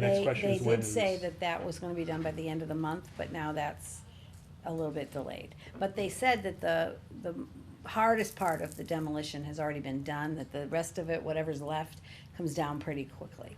The biggest issue, believe it or not, is not taking it down. The issue is finding enough trucks to haul it off. So that's what they've said has been the problem. They just haven't been able to access enough trucks to take it off fast enough. For whatever reason, I wouldn't think that would be a problem, but that's what Because all they- the other said about a week. schools. I guess probably there's a lot of stuff going on around this time of the summer, so that maybe that's it. But, I knew how many I kinda gave them that same face, but, that's what we were told. So that should be coming So, down, but so the it'll look kids aren't more gonna, prettier. The approach will at least be well, it's going to get, Aesthetic. pretty- it's going to get prettier. okay. I'm not sure I can promise you it's gonna be I said prettier. prettier, I think prettier will happen, yes. And it'll only be the first coat, and they'll do the final coat in October October when sometime. they finish the whole thing. Yeah. Okay. So it doesn't get damaged by the trucks and right. everything. And they're gonna do all the landscaping over at Pembroke, because the grass really needs to be ripped up. Right. The soil needs to be Round, seamed. along, yeah, it's reseeded. It needs a different layer of soil Yeah. to put the wrong stuff down. Yeah, so, and then it's better to grow it in the fall anyway, Right. so it should. Yeah, the should be picture on the lovely. website looks good. The picture on our website, Yeah. when you show Pembroke, I was surprised when I saw that. Margaret, her agenda books are beautiful, the Oh. cover that she she has Okay. really nice. Oh, she has it. You have it there? Oh, there, Margaret's got. Oh. Yeah, that is, That's nice. I'll bring it up in a minute. No, so. okay, okay. I think we're all set. All right, thank you. Thank you. Thank you. You all set with me? Thank you, Ally. Thank you, Peter. Good night. Good night, Mike. Night, Joe.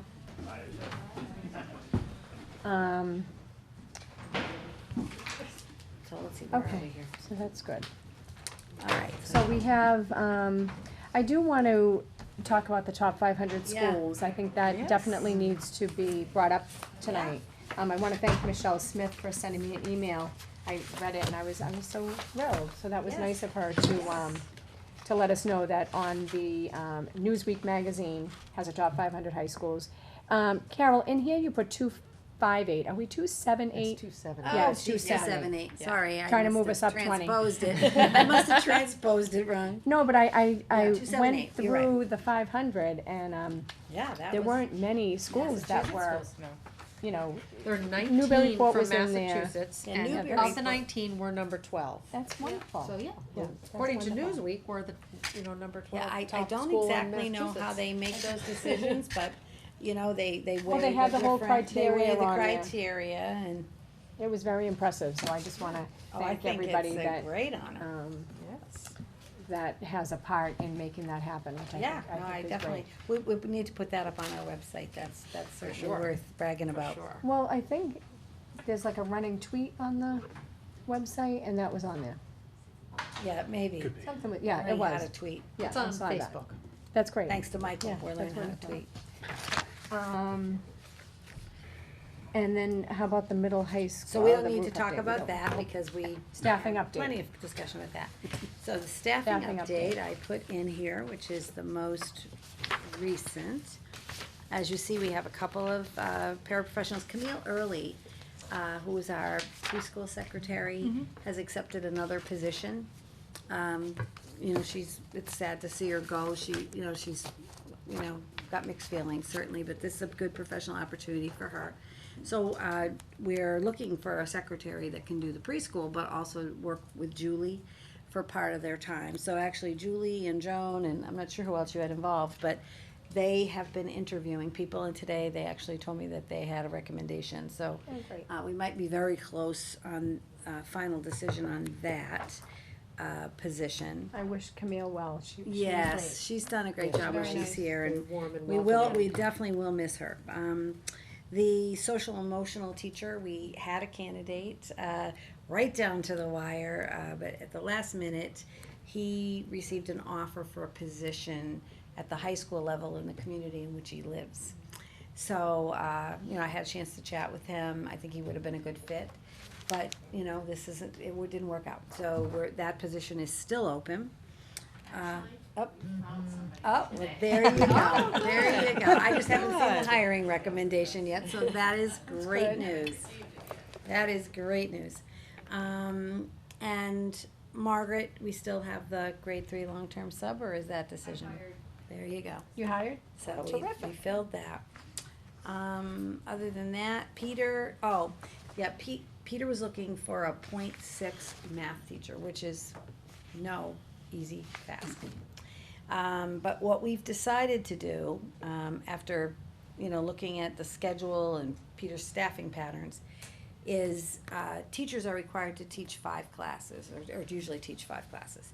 They can teach an extra class. They get, paid extra money, but they can teach an extra class. I think instead of a prep, right, Peter, or duty or something? Prep. So, based on what Peter needs, we actually have 2 teachers who are interested in teaching an additional period. So we won't be hiring that position. You have current teachers interested in that? Yes, so we won't be hiring that position. So, .2, Peter has decided he does not, need that in his schedule. He was able to combine 2 small classes. .4 now. Yeah, so he had 2 small classes that combined into one, so it's a .4, so he needs. No, it's a .2 now. I've eliminated .4. Bet it's even easier to find a point too. I'm not, Yeah, we're gonna do that internally, Yeah. so. That would be the only way you could. Yeah, I know, right? But I mean, let me just ask you, how many school districts do this? Like what, the the internal? .6 and the, This, Oh, this yeah. side, well, I never heard of an FTE before I came to. When Full-time I talked teachers to are always other using- principals in schools our size a lot. Yeah, Really? Because it you have drives me to. crazy, like, I know, and it's hard to keep people, you know, when somebody, you know, .4 teacher, they, you know, they of course want a They'll full-time be job, shopping unless downstairs. there's some extenuating Yeah. circumstances. so the point, so it's now .2? No, .4, Point two. No, it's a .6 position, okay, now you got it and, down to .2. so I've It's .2 now. consolidated 2 classes to bring it down to .2, but I am asking the superintendent to restore a .1 in physical education. Cause his middle school numbers are high. Yeah, because we had a bumping An situation, hour. and hour. when, One when period. an elementary teacher, .1 for an elementary teacher means, 4 hours a week. And a secondary, .1 means every day for 1 quarter. So in order to, we just couldn't make that fit for the elementary teacher to fit into the middle high school schedule. So I had to, consolidate some middle school phys ed classes for second semester, which would be very large in the 7th grade. So the restoration of a .1, if the superintendent allows that, He went to John. would John said yes. Mary said yes. I said, he is shameless. will really That's the mom and dad stabilize thing. those class Yeah, sizes right. in PE for grade 7. So get things done. So it's a certainly savings of does. .3 in salary in the budget. It's a savings, okay, So we'd like to Yeah. hear that, that's good. That's what he knew you wanted to hear. Yeah. Well, and we can't have a large gym class, No. like, you know, that's a lot, I mean, those kids are crazy in gym. So other than that, I really we're smell. good to go. With A that, couple classrooms here and there. yeah. Clean ones. Wow, okay. So that's where we are. So we had Okay, the. I didn't write down, so the curriculum secretary, so where, That's open. yeah, and then just the the preschool para is still open, but the other ones. Margaret, is the preschool para still open? Again, it depends on what happens. Oh, yeah, we Okay. have to figure out the kindergarten thing. .5 in preschool, that is definitely. Okay, all right. I just wanna make sure I mark this down. Okay, well, that's, Okay, That's so we're in good shape. yeah, that's good. Thank you. Okay. Opening and school reports? Yeah, so Peter, you're good, or you have more, come on up, you. No, I pretty much said it all. I think. But, yeah, so come on up, Margaret. You, if you're all good, Peter, do you have any other questions for Peter? Like anything related to any kind of programs or anything like that? That he wouldn't have already talked to you about? We kinda told him about the physical facility. Yeah, no, You're good? yeah, no, I'm great. I'm just looking forward to that first day of school, and I'm sure I'll have plenty of questions then. Hi, Margaret. Hey there. That's There's our nice, I little like that. picture. Oh. Very nice. Very Now, do all the kids purchase one of those? I've bought them, last year I bought them for 4th and 5th grade, so this year I bought them for 4th and 5th, and Peter kicked in a little bit for 6th grade. Oh, nice. So 4th, 5th, and 6th. So they'll all get one? We'll each get one. Nice. Yep. And I took this one because that's what I'm gonna use this year. Yeah, I like those agenda books. Yeah, they're think very they do nice, help. aren't they? The color's Yeah. nice. I just learned that, potassium was discovered through rotting leaves. So, That's great. so. We have a lot of those around Georgetown. Yeah. So I wanted to just start by giving you an update that the summer has been extraordinarily busy, as you can imagine, across the board, everywhere, through the high school, middle school, and Pembroke. And right when school ended, I don't know if you remember, we had a STEM camp at Pearlie. Heidi Began was the director. And it was like filled up like right away. It was, we had 30 children. That's great. Laura Seddon, who is now a 6th grade ELA teacher, and Christine Fogarty, who is a middle school science teacher, were the 2 teachers. And there were several, 10 to 15 high school kids that volunteered to help out. And they had 30 Did they children. get community service hours? Those They- kids yeah. had more fun than some of the little kids Oh, would that's do. nice. And it was phenomenal. It was, Julie can attest, it was just an awesome, Heidi did an awesome job. She updated parents at the end of every day, sent pictures, an update on what they had done. The children left at the end of the week, having made a video game, not, just something. This was Camp Invention, right? Yes. Camp Invention, Okay. yes, That's yep. great. So that was awesome. And then the very next week, and it was great because, again, it was right when school ended, but before all the camps begin. So parents that are looking for something for their children, it was great, a great week. And then the following week, the Pembroke Adventure Camp started. And Elizabeth Carroll, again, as the director, always does an awesome job. And that was at Pearlie because Pembroke wasn't done and all that. So through the summer, she had about 62 children, and there were about 25 to 40 in each session.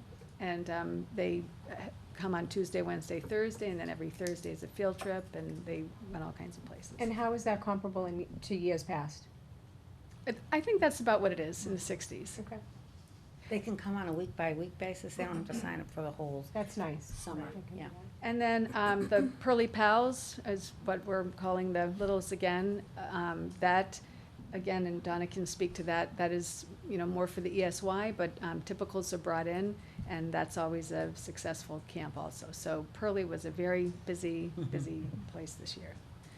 And again, I want to just echo what everybody has said about the phenomenal job that Mike Anderson and Eric Stevenson and Bob Wyman specifically at Pembroke. But I know just district-wide, all the custodians did a phenomenal job. And the thing, Ellie and I were saying, they always smile. I've never heard one word, no complaint, no matter what they were asked to do. And I just want to tell so school got out, and I had packed at my Pembroke office, and that was done, but I just hadn't gotten to Pearlie, so, and I was getting the squeeze from all, get out of Pearlie. So one day I. Not really, not really. Not from me. Margaret, let's be honest, I kept saying to Margaret, take your time, Margaret, I know you have So to one have a place to afternoon, I work. packed up, and I said, oh, God, I'm exhausted. And Mike looked at me and said, okay, we've packed 3 schools, 1,000 boxes. And you're exhausted. You've done your office. So, and that just, it does sum up that in That's a in little about fresh. that. Certainly not sympathetic. But that, it's like, that's, just puts it right in perspective. But I do love your Relative. office. I don't know why you weren't like, It was I would have cute. been packed in that. Oh, your new yeah, office is oh, trust beautiful. me, I was, when, I. Well, not having a Pembroke, computer yeah. or a phone or technology, that put a little tough challenge. But it's, I love the Pembroke School, but I had spent all last year just reminding teachers, you have to go through the grieving process, no matter where you are, it's gonna be beautiful. And then, again, when I had moved out, I pulled up one day and, I wonder what Donna's doing here. Yeah. This is her home, and I don't have a home. Right. So I think, then it was that reality of, yeah, but I have a new home, and I'll always have a place at Pearlie, and of course, I'll be visiting preschool I mean, it's a still. new building, but just like when I went in on Monday and just seeing Diane like welcome, Right. me in, I'm like, oh my God, it's like home, even though it's a, new building. It was just nice to see the same Right. familiar faces and And everyone it was has happy, that so. feel, and I think that's, again, we were talking about last night, just phenomenal, just hundreds and hundreds of people, and that's what everybody said, it just, the colors, it feels lived in, new, but just very homey. So, yeah, it's beautiful. Yeah, they deserve it. So, yeah, everyone's worked hard. That's great. So again, and then Diane Collins we've laughed so much over the summer. I mean, in Wes, it's just been phenomenal. Weston never feels stressed. And Yeah, he's Wes, you always stressed yet? smiling. We're very Technology. happy to have him. Yes, we are, yes. I think we finally have a phone at Pembroke, but don't dial the number yet. Yeah, be careful what you wish for, I told her. Yeah. So, August 31st. so that. And then, we will miss Camille, and as soon as she told me she was moving on, but, it's professionally more in line what she had done years ago, and so we're gonna miss her, and I think she's gonna miss us as well, but, you gotta, growth is sometimes painful, and it's all for the best, but we will miss her. And definitely Wes and Barry have done a phenomenal job this summer and, you know, are still doing a great job. Some things are just beyond their control. You know, we're waiting for other people to do the work but they've done a great job. And then, again, through the summer, teachers haven't really been able to get into Pembroke, you know, through the month of July, but many worked with Dr. DeRoche on curriculum. And then as soon as teachers could get into Pembroke, they've all been in, the specialists have been in, the music rooms are great, the art room, technology, you know, Barry's done a great job. The only room, the gym, the floor had been redone a couple times, so that's kind of the only room that Mr. Walsh and Ms. Bazillion haven't really been able to set up, but they'll be able to do that next week.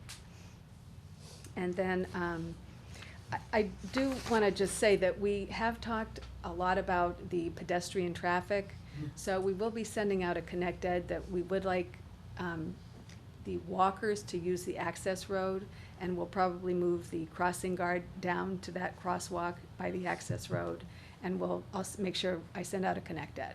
So we'll block that off, because right now even though they might be able to put a temporary sidewalk, children wouldn't really be able to get across the parking lot to the How they school. cross is So, more problematic. you know, for at least a couple weeks, we'll use the access road. And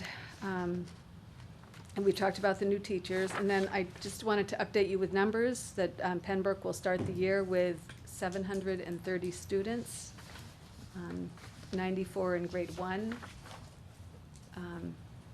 116 in grade 2, 94 in grade 3, 100 in grade 4, 110 in grade 5, 116 in grade 6.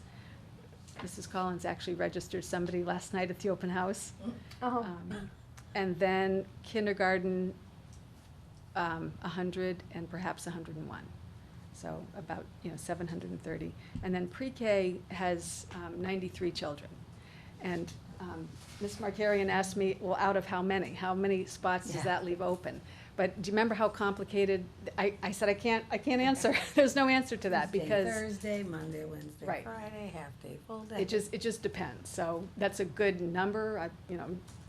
Joan would be able to tell us better, but 93 is a good number. But we have slots. Yeah, we still have slots. We've been Yeah. discussing opening them to families outside of Georgetown. And someone asked me yesterday, do you still have slots? So, people will continue to sign up for that. From a revolving account perspective, and this might be for later, is that the 93 at whatever combination, are we at where we want to be? Or I think we wanted to be at 100, Right, okay. so still a little. we'll monitor it. Yeah. And I've gotten phone calls already about January, because a couple years ago, we started opening slots in January for children who turn 3 by December. They have to understand, it doesn't put you on the fast track to kindergarten. You still have to be 5, so you can't start early and then, bump in.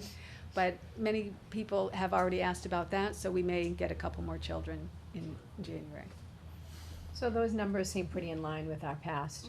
Nothing Yeah. jumps out at me that, it's Right. like the bubble class, like No. the 10th graders, the kids Yeah. going into Yes. 10th grade, your children, big class. Yeah, How that many's was in a- that? That was a There big were class. 150, 154 or but something. then- Right, So 154, many what do we left. have now, like? 130 something? Yeah, Peter, is that the 10th grade. 10th grade, the 10th grade number? Remember that was the large bubble class? What, do you know? Yeah. Is it in the 130s? No. Less? Okay. Oh, right, Whittier, I keep thinking. Yeah, right, yeah. There's the number that has gone Yeah. there. Okay, 730 kids, good luck. So we're excited, though. The school looks great, and every child that walked in last night, were Oh, they were so. smiling, and they're ready to come back. I love the furniture in the library. It's Yes. very cool. Did you see it? Oh, yeah, it took us Chairs, a the big while to comfy pick the chairs. color Yeah, pattern. I liked very those. My kids comfy. were definitely jealous when I brought them out. They're like, this isn't fair. Right, mine We're very lucky, and we're very appreciative. I know, for all of you residents of Georgetown, we're very thankful, so thank you. Yes, Yeah. absolutely. That's right. Thank you. Thank you, Margaret. Okay, financial report. These Apple 3-year leases, this Right, this was a recommendation from Wes. Yep. To enter into a lease. I'm not sure what the original proposal was, if you were gonna try to purchase the iPads, but No, originally we're just for the GMHS teachers, but it made sense to. Can you come up? Do Come you on mind up, coming it's a little hard to hear you, Please. Wes.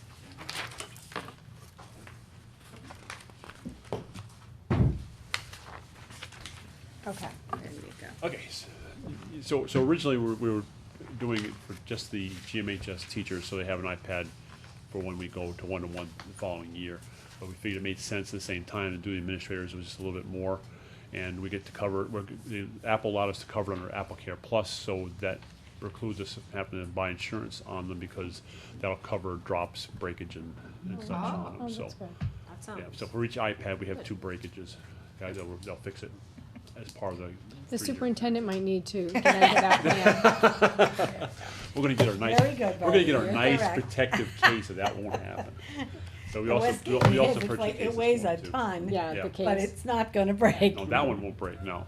But the new cases will also, we bought cases along with them that Apple reps are using, and they're really good. They can drop them from 6 feet and they'll be fine. So, I think it's a good time to do that investment. Now, everybody be ready for next year when the one-to-one starts with new students.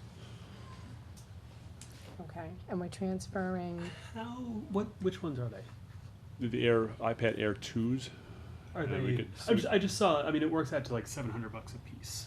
There's 64 gigabyte ones to have room to play, because they're gonna need room to store more apps and stuff to test than a student would. And we also added the case into that too, which is a $29 case. Is that okay? It just seems. At one point, is it worth buying instead of leasing? I know there's the Apple Care, but you can get It's like Apple Care. It's that the leasing. easier? The leasing have to come up with that kind of money all at once. It's really just to spread the payments out more than anything else. what's the lifespan They've realistically? probably 5 years. Okay. I've seen some that are a lot of people have Apple iPad ones that I are have not still had out one there. at home, but I from mean, a real usage every day. Real usage, I would think 5 years. They're solid state. They're not something that breaks easily. They're pretty solid machines. So. Yeah. And this is separate from the one-to-one. Yes, iPad this is so initiative. the administrators and the teachers have a chance to use them, get comfortable with the product before the students start bringing them in. yeah, which I think that's a good idea, because Yeah, we it's don't want important. them to be learning. Yeah. Same time. Yeah, it's the same time as the Or not kids. using them. Yeah, and every one-to-one program that I've researched, that's what they did. They purchased them for the teachers first, to make sure they had them to use, and then went to the one-to-one the next year. So that way they're comfortable. It just makes sense. So when would we get them? Probably in October, October? once the lease is okayed, yeah. But we had planned the PD around that. We kind of had anticipated it. They weren't gonna be there day one. Yeah. Okay. Did you have any other questions? No? You good with that? Okay. Chair will entertain a motion to approve the 3-year lease to Apple in the total amount of $51,910.68, with 3 annual payments of $17,303.56 as presented. So moved. Second. Discussion? All in favor? Aye. Aye. Thank you. Thanks, Wes. Thank you, Wes. Okay, line item transfers. Right. I told you, I think last meeting, that I'd have a lot of transfers because the teacher percentage raises were in one line. So Yeah. I had to go back through and change almost every salary line. So that's what you have in front of you. That's why the amount is so large. I'll be coming back probably next month with a few more changes. We're handling special ed a little bit differently this year. Last year, and the year I've been here, we've just run in the negative. And, you know, I always knew where the money was. We just didn't do all the transfers. So I sat down with Donna Straight, and we have charged the lines to the max. So a lot of her lines are at 0, and then we're going right straight to circuit breaker. Rather than trying to keep, it's very hard to, you know, watch every line to say, okay, I gotta make sure I have enough money to cover that. So we're not gonna do that anymore. And actually, through Medicaid, I've learned every kid and where they go. So now I'm picking up, I think we already encumbered that someplace. So I feel like we have a really good handle on where we are right now. And where we are right now today is fine. Okay. We're right where we're supposed to be, So but now that school you- hasn't started yet. Now that you brought up Medicaid, so how is that? Can you just give me an idea of what the town is getting? They got 53,000 last year, a year, you know, like Yeah. a year back. And then this year, I think they were right around 50, but I didn't see the last payment come in yet, Wow. so, yeah. But that's huge because it Yeah. was like $1,500, $4,000. Right, so they've made some changes to it, and strategically, Donna and I had Yeah. placed certain things that, into the budget that we could get Medicaid reimbursement for, and took the we put the tuitions in. Tuitions were always here, put on the grant, and I had never seen that before. So when she does her special ed grant, we put teacher aides, mostly teacher aides on that grant. And she does a lot of other things with it, but it pays for a lot of teacher aides in her summer program because none of that is Medicaid reimbursable. So a psychologist, you'd never want to put them on a grant because you can't get any Medicaid revenue for them. So we really changed that up. This year, I told Donna, well, I got two pieces of information. First is they're going to start giving us reimbursement for BCBA services. And that's huge because we have 2 licensed BCBA people that work for us, and we've never been able to claim them before. But they're gonna take people that are charged to administrative lines, Donna's salary, my salary, even her secretary's salary, they're not gonna be able to be reimbursed for them anymore. But I think we'll get more for the BCBA's because they have direct contact with students, So I think, we probably aren't gonna get more than around 50, but, I had hoped to get more, But but. it's been a lot than in years past, Although which I is will, great. I will tell you that at the beginning of every year, we have to do a capital cost report. So this year, I get to add Pembroke. So the money that we spent on Pembroke, the town spent on Pembroke, will go right into and that, all those monies that we report, like when we buy furniture and computers and all that stuff, I have to put in there, that sets the calculation of your percentage reimbursement.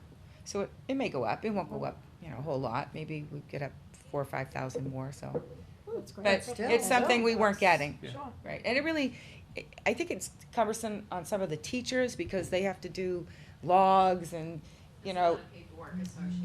right, for me to process is probably, maybe a couple of days, a quarter out of my time and Margaret's time.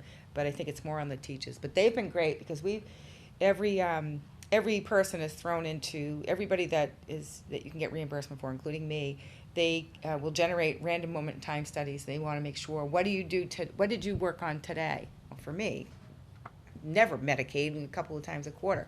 But for a speech therapist or a psychologist, whatever, we had 100% compliance last year because if you don't have this happened to me in Beverly, we didn't have 85% participation from our staff, we didn't get our reimbursement. So I think we were at 90% last year, and we got our reimbursement. This year, we're at 100%, so that's like outstanding that people participated in it. So the staff knows how important it is to the town, so. Yeah, that's great, and the town must be happy. Yes, because they use it as part of their budgeting. Sure, no, budgetary. that's Right now, we budget's 50. Yeah, exactly. He's And expecting we just it not now. close to 50, I get a phone call. Oh, Yeah. But it is good, because we were only getting a few $1,000. Yeah, right. Yeah. So I'm gonna try to give you transfers probably every meeting. Last year I got, behind in the transfers, and then it was hard to juggle. And when you'd get reports, you'd see all those negative lines, and I would just focus on the bottom line. But I think this is a more practical way to do it, so. Okay. Chair will entertain a motion to approve line item transfers 21 through 75 in the total amount of $273,602 as presented. So moved. Any discussion on that? All in favor? Aye. Aye. Mr. Jones? Just pass it through. Thank you. The next item is 2 invoices for the Pearly roof project. These are payments still to the architect. Let's see, one dated April 28th, that was my fault. I lost track of that invoice. I thought we had paid it. So there's an invoice for July and an invoice for April on here. And I'm happy to report that the roof project started Oh, yeah. today. Yeah, They built the things, and I heard throwing stuff into the dumpster all afternoon next to my window, but, so, they have an aggressive timeline, they're hoping to be done, they asked what use the school, you know, we're gonna use the school on weekends, if they needed to work weekends, whatever. And I said, I only had one thing I knew on the schedule, and that was the, Donahoe race, the Mike Donahoe race. And he asked the date, and I said it was around the 18th of October. Right. He says, oh, Be done by then? yeah, he says, we'll be Hopefully, yeah. pretty much done by then. We won't be, you know, in anybody's way then, so. So just to answer anyone out in the public's, if they had a question as to why we're doing it now, it's because the school was so busy. Yes, we Over chose, the we summer. chose this date, yes. Right, that it just, you know, that Pearly school was crazy over the summer. It was with packed, everything. we're, you know, like So that's tomorrow, why. starting tomorrow, we can't park in the front of the building until further notice, and then when they move to the side, we'll all move again, so, So will you have enough oh yeah. on the side for everybody and? And the fact that there's just the preschool there now, and there's fewer children, the preschool's all sort of located in a certain area. You know, we've been trying to do this project for 4 years, right? We gotta So we deal thought with this it. made the most sense. Yeah, well, that's good. It needed it. Yes. Oh, yeah, but they have lots of leaks up there, so. And thanks to the CPC Correct, for the yeah. funding for it. Okay, so this will be in one motion, to approve payment of CBI Consulting, Inc. invoices number 23217 dated April 28th, 2015, in the amount of $1,457. And invoice number 23657, vendor day, July 22nd, 2015, in the amount of $3,207. So moved. Second. Discussion? All in favor? Aye. Thank you. The next is the approval of the HVAC design services contract for the high school. I went out to bid 3 times on this project without a designer and got 3 bid protests. Mike and I tried to do it, you know, figuring it was just a replacement of the rooftop So units. what does that mean? A bid protest? That the designer didn't feel that we had enough information, so we updated it and did it again. But unfortunately, the model units had changed, so when the model units changed, you know, over time, because those units are old, there was questions about whether you really could use the current refrigerator or refrigerant lines, and then something else about some electrical connections.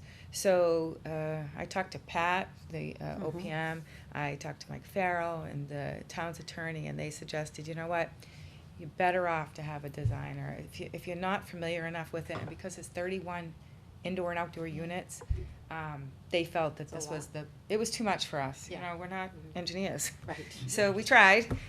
So out of the project money, we're gonna have to spend money we had hoped not to spend on design services. So we went out for an RFQ. We had 8 responses. Mike and I reviewed them all, checked references, and we decided that the best fit for us and the firm that met the criteria that we had developed was RDK Engineers. We've already met with them. They are beginning to review everything, and they'll be developing specs. And the great thing is that they will bid out the project. Rather than Mike and I trying to bid out the project and be the project managers on it, they will do it, just like the CBI is doing the roof and DRA. For the 17,000. Right, for the 17,000, that will include everything. And I just feel more confident. I'm a little concerned that when they go out to bid, that we won't have enough funding, but they're not planning to do the project till next summer, so that would give us time to have it put on the May town meeting. It can't be a lot of money, because the bids we did get were all like the $165,000 to $185,000 range. We have $175,000, but now we have $17,000 less. Right. So, I mean, if we don't get funding at the town meeting and the bids came in higher, we may have to look at our own budget to pick up that extra expense. But it's unfortunate that this couldn't have been done as part of the roof project, but the timeline was so tight at the high school, we just couldn't get it in. We tried working with DRA, but it just didn't work, so. Yeah, well, we're it forced to do sounds this. like And we need those units. we need experts to be doing that, cause I mean, it's great that you were trying to save the money that we didn't necessarily have, but in order to get it done right, I think Right, I feel have to much pay more the confident experts. now, Well, and right. then they can take care of it, you know, they can do everything, and you and Right. Mike won't have to do that. Right, they'll be the project manager and make sure the work gets done correctly. Yeah. So,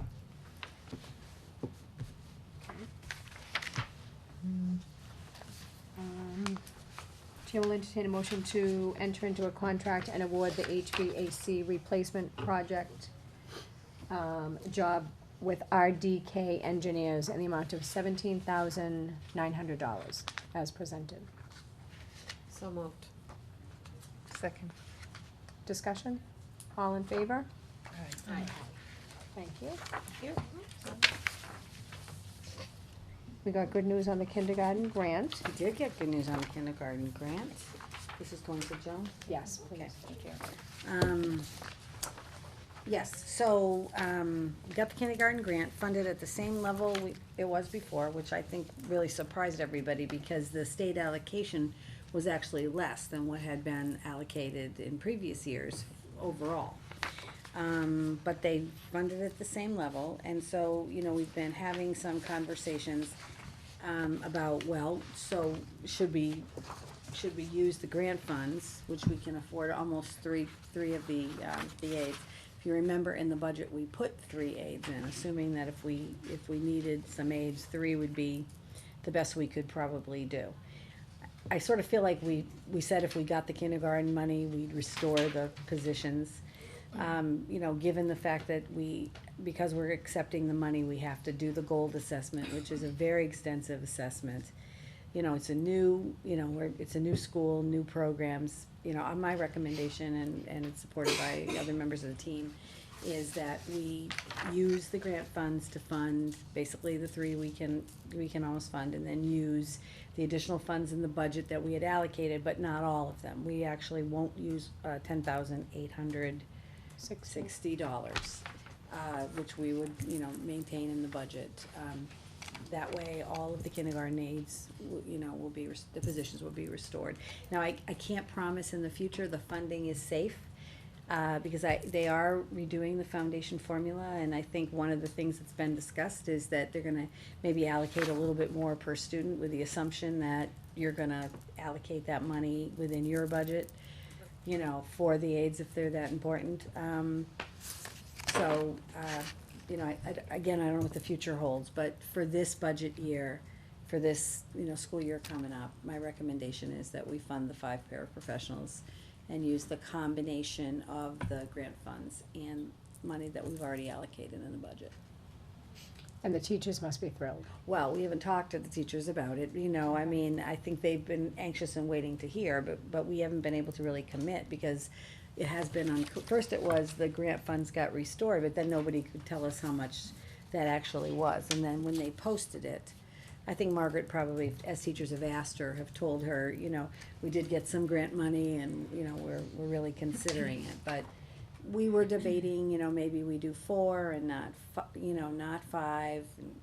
But, I think the prudent thing to do is to do the 5. We have invested in 5 in the past. We believe that they're necessary in kindergarten, as long as the funding is available. And I just think that this is the right thing to do. So that's my recommendation to you.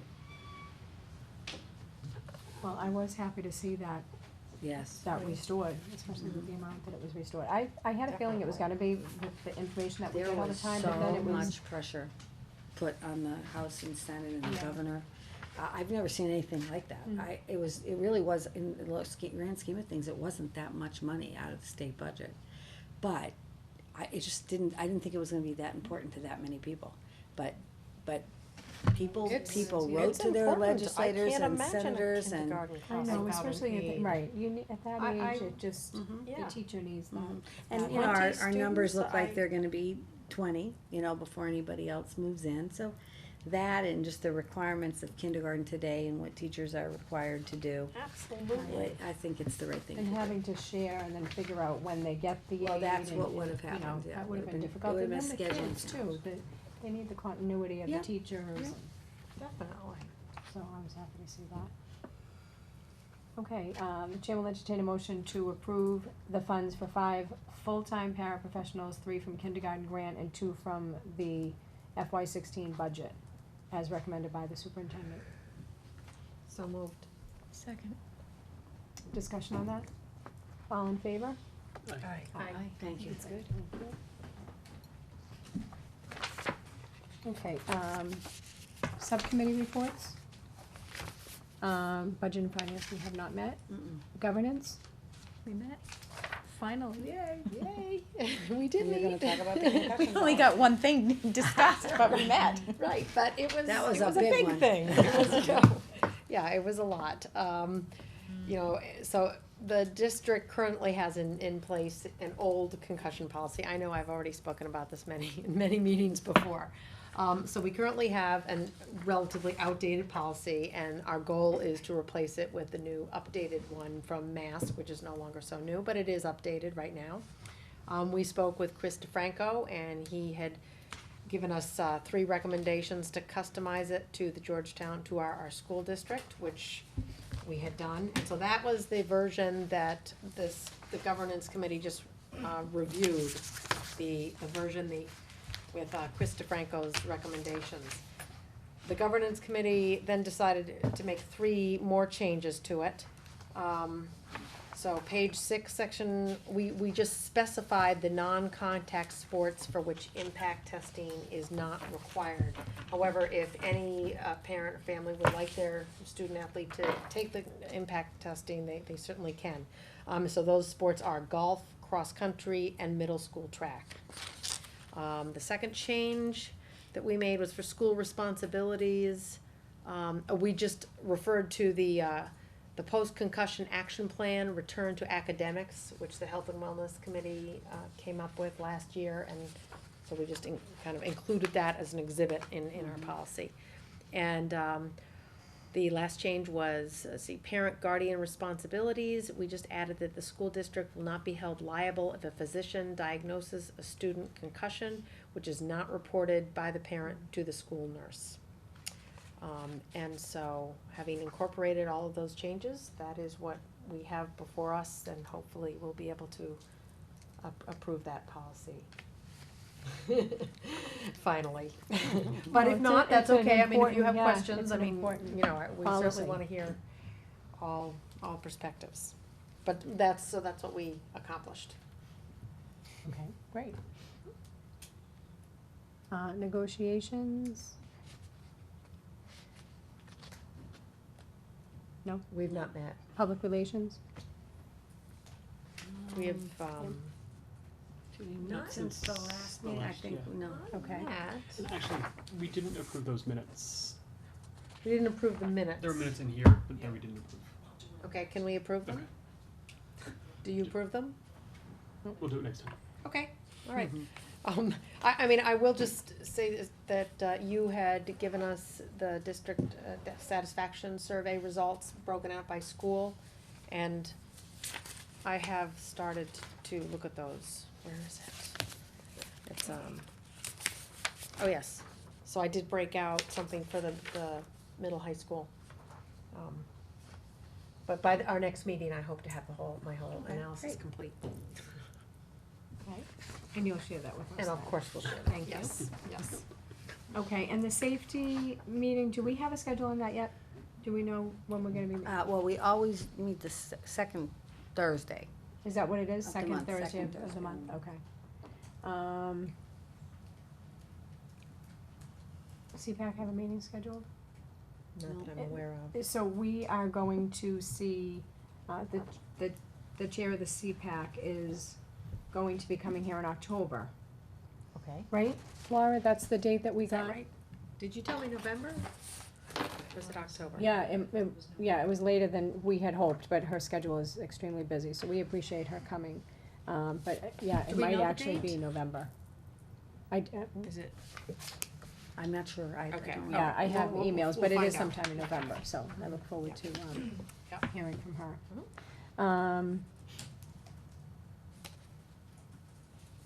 Okay, we talked about the enrollment.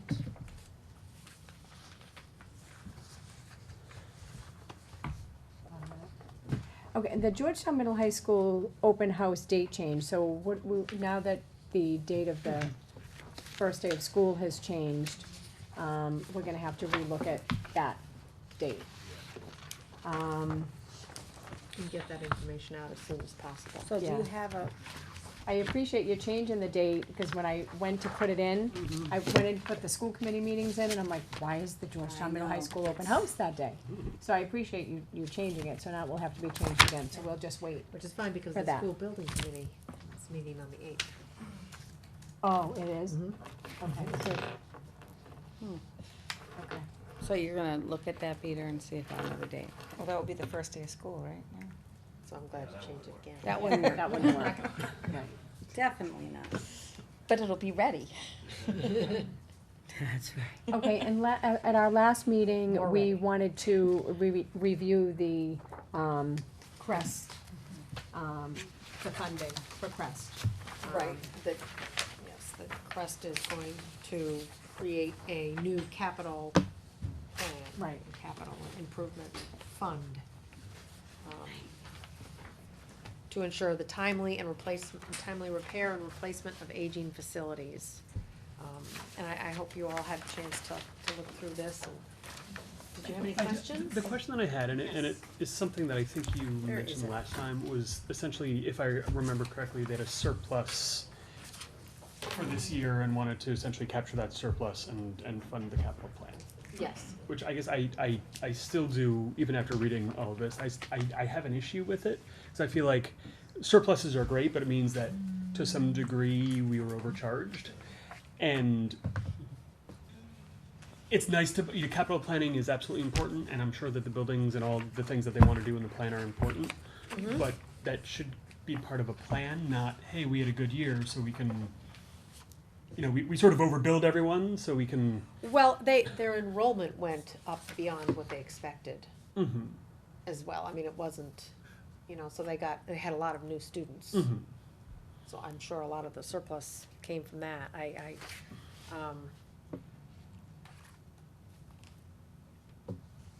The recognize that it's- explanation of where the surplus came from, I don't really have in front of me, so Okay. I can't really recall. But I'd be Sure. happy to look into it and just get a basic explanation of where that surplus came from. I can do that. I guess, and if it was enrollment, that's another great thing, but I guess it seems like then the Why per change? cost It's that too high. is too high and it should be going down. So, somehow, whether it was cost savings, great, and I certainly don't want to penalize them for it, or if their revenue for whatever reason increased by an extra $400,000, it seems like the members should share a little in that. And Yeah, that's very valid questions, yeah. I will definitely be able to prepare, a response for our next meeting. Because I mean, off the top of my head, I recall for sure, a few things, but it's really not precise enough to give you a good answer, so is that all right if I Oh, yeah, do that? for sure. Okay,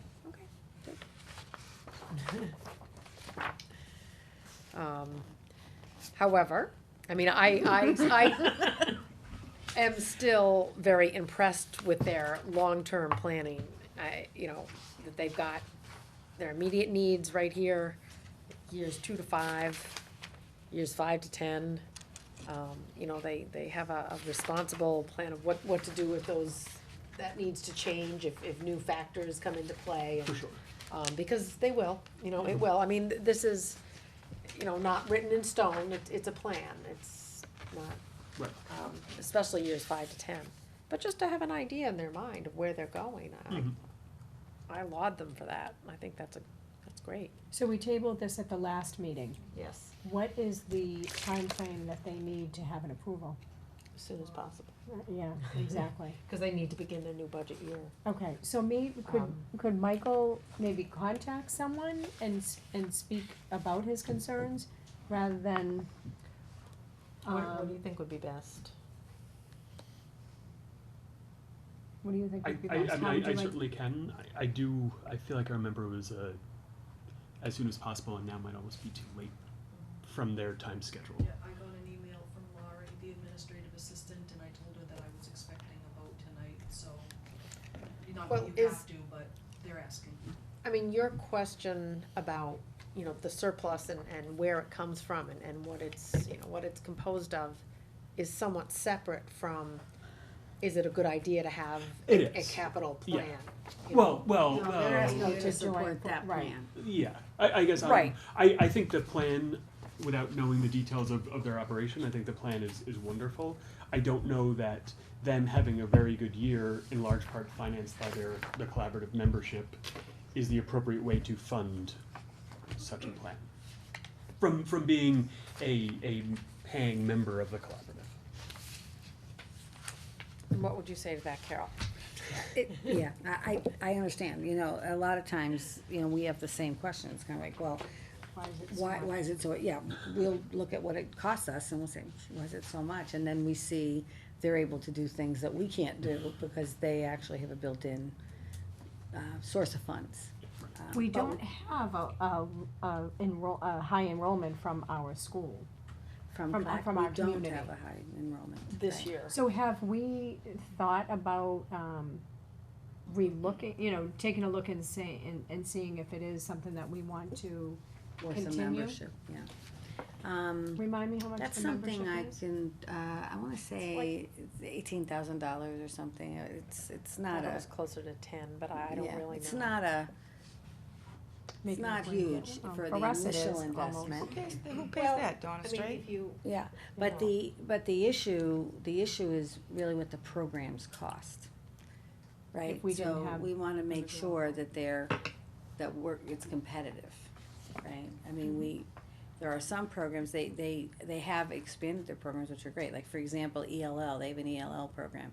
If we don't have high incidence, we could contract with them and then they would provide somebody that sometimes make more sense than, you know, paying an employee, right? So they do those kind of things, but then they also have their specially designed programs that we can send our children to. I think the challenge is They have we about have a 8. lot of our own in-house programs We now. don't use this. different. We don't use it as much as we probably Schools. have in the past. Which is a good thing, because we we've now can. done our own programs. So I think that's a very legitimate question, you know, sort of like, I can certainly talk to Donna about it. You know, is her sense that, you know, our membership gets us the value, right, given the fact that it's true, we don't have a lot of kids who go there. I think that what Donna does do is she does first suggest the collaboratives to families, because it is supposed to be a cost benefit to us for membership. Sometimes parents don't choose that option. Is that normal, like her first alternative? It depends on what kind of depends on- program Right, well, of they course, need. yeah, the but if fit, it's if something they have that a program she that would would- recommend. She it would definitely, fit. But at I- the last meeting, we did specifically ask her what the enrollment was, and, It's low. it was low very this low. year. Yeah, it is very low. It's, you know, I mean, I can't remember a year where there really were a lot of kids, you Well, I know. think we need to talk to Donna then and Yeah, just let's say, talk what do to you her think? about it, You know, and, do you think it is something worth, She you know, just continuing? I know. So most, you know, Yeah. most districts belong to some collaborative, Correct. right? There's multiple collaboratives across the state, and some actually belong to two, depending on their physical location. But I think it's a legitimate, you know, discussion. And we should definitely, have a conversation with her about it, I think. Sure. And there's only one membership, right? There's just like, We are only members of no, I'm collaborative. saying there's only like one membership option.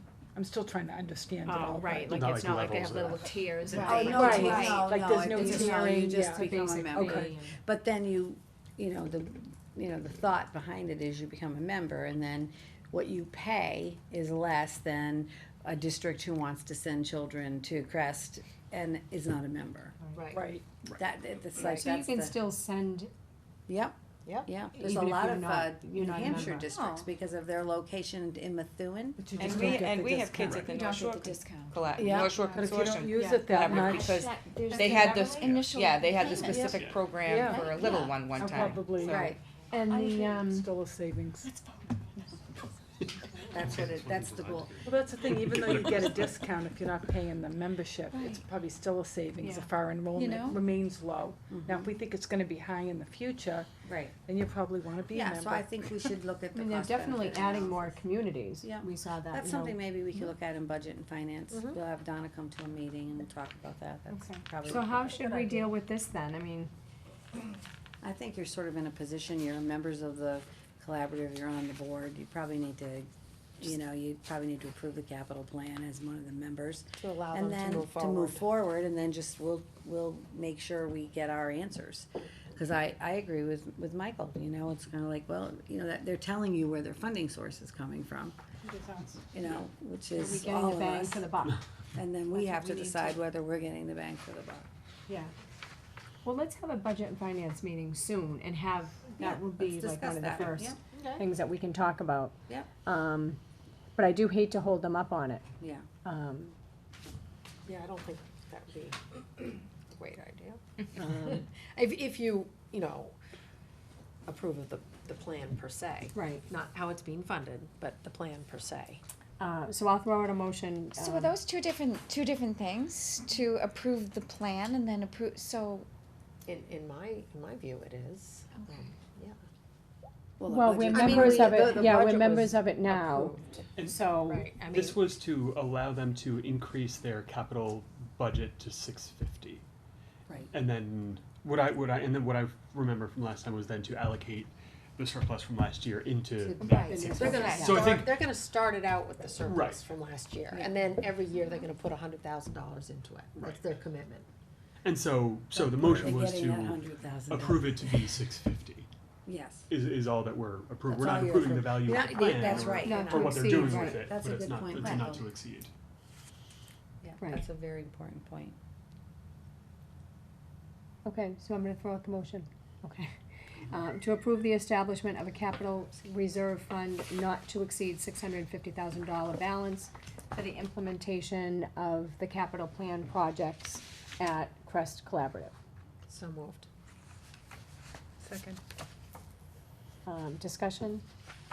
All in favor? Aye. Aye. No. Thank you. Homeschool update. That's just the most recent list. Chair will entertain a motion to approve the updated list of homeschool families dated August 21st, 2015, as presented. So moved. Second. Discussion? All in favor? Aye. Thank you. Concussion policy. JJIF, so in here it's different. JIF, Yeah. oh, the JIFR. which is like the action plan portion of it. Yep. And then JJIFE, which has an exhibit.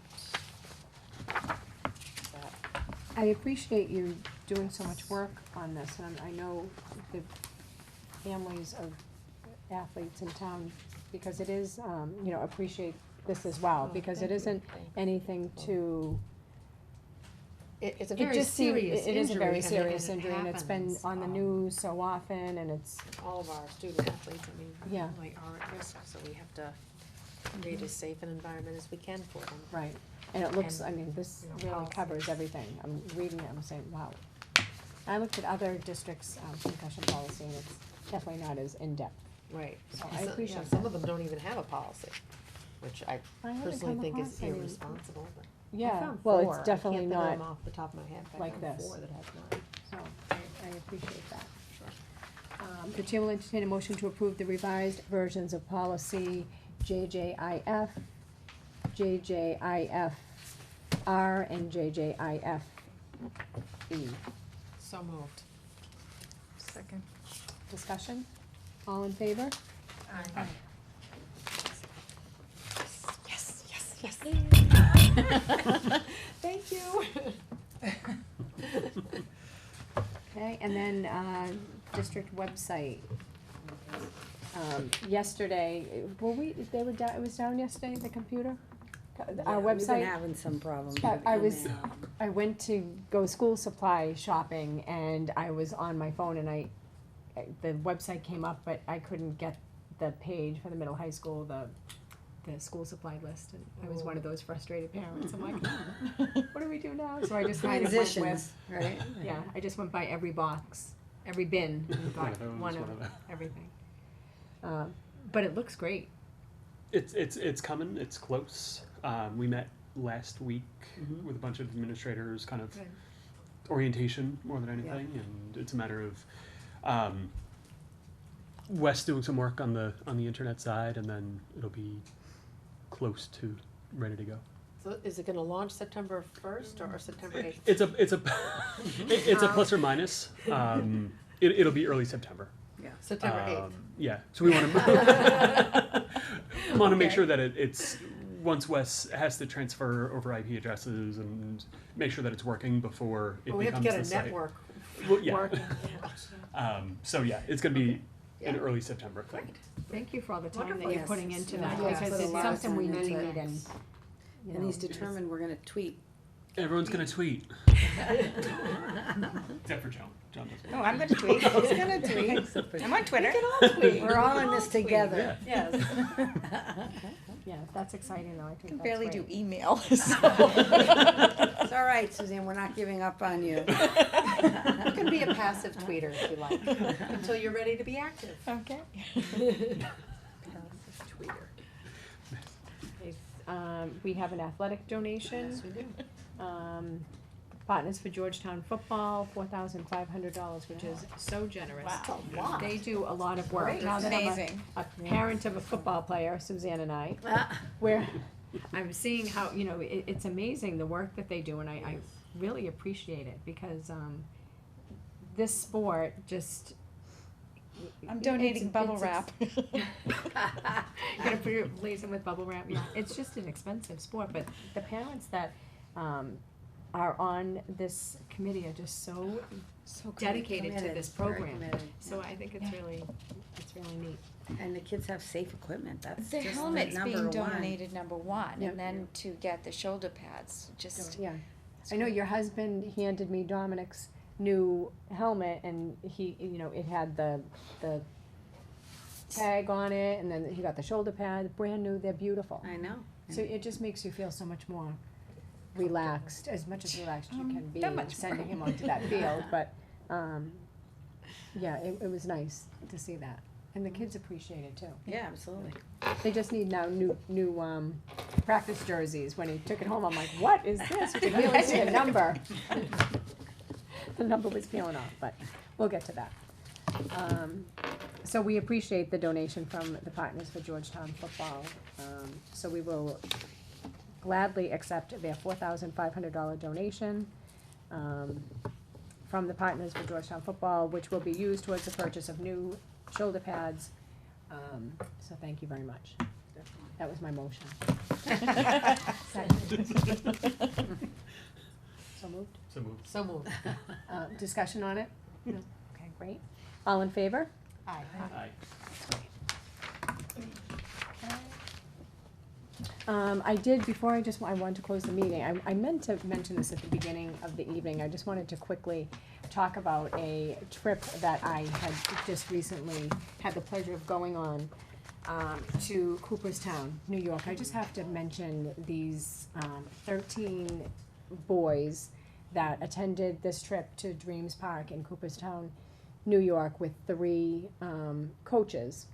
So we're talking 13 boys, 6th, 7th, and 8th grade, that went to Dreams Park, which, you know, if anyone is familiar with baseball at all, you would know that Cooperstown is the epicenter of baseball. So these kids were selected last fall to go to Cooperstown under an invitation from one of the kids' uncles who had a pass, or I don't wanna call it a pass. His team played every year and. They had an invitation. They had an invitation. So he graciously gave that to Georgetown because his nephew could play this year. So he gave up his team to let his nephew, which is Sean Lavelle, play. So we had 3 coaches, that I wanna just mention. We had Pete Lucido, Justin Spur, and Rich Williams that took on this huge, I don't know how many hours they spent getting the trip, you know, all together and getting, you know, doing the tryouts and everything. And Georgetown Baseball also, I wanna, recognize them because they actually put up the money to have the kids go before we could fundraise. So the parents fundraised and we all raised over $18,000. We got all the kids to go to the Streams Park, for the week. You know, we sent them with the coaches, the families all went too, but they were in a barrack style, place. Your son has been, so you're familiar with what I'm talking about. But it was 7 games over 4 days. And when they weren't playing games, they were practicing batting cages. It was all baseball. And when you go to this place, it's very formal. The person that runs it, you respect the uniform. You always have to have your uniform tucked in. You don't wear your hats backwards, sideways, anything. These kids were so respectful of the sport, the umpires, the coaches, each other. It was really a great time. But this Dreams Park only allows 104 teams every week go here from June through September. So every week, 104 different teams invade this location and they play these games, and they're only from US and Canada. So it was amazing for these boys, and we just, they did better than any of us ever imagined because they were playing against these teams that were just amazing. They never let each other get down, and if they saw their teammate like get a little discouraged, they quickly, you know, whether it was the coach or whether it was another teammate, they quickly went over and got the kid to recognize that they're in Cooperstown. They're the first Georgetown team to ever go here.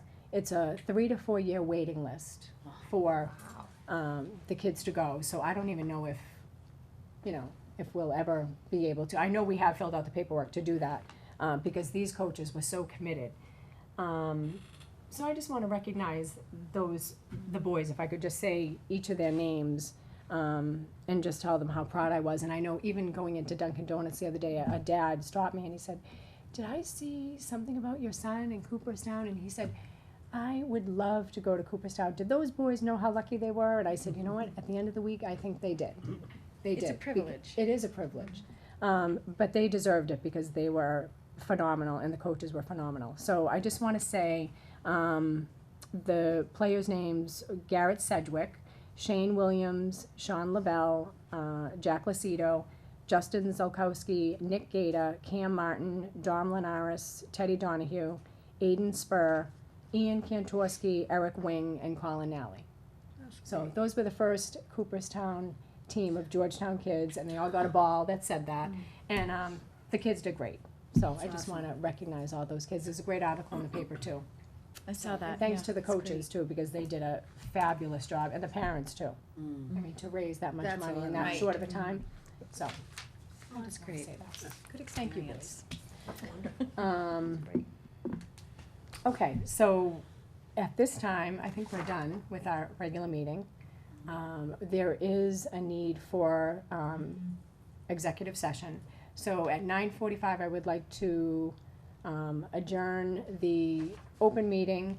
We will go into executive session, chapter 38, section 21, for the purpose of litigation discussion, and we will not be returning to open session. So roll call vote? Yes. Aye. Aye. Yes, aye, great. Okay, thank you, have a good night.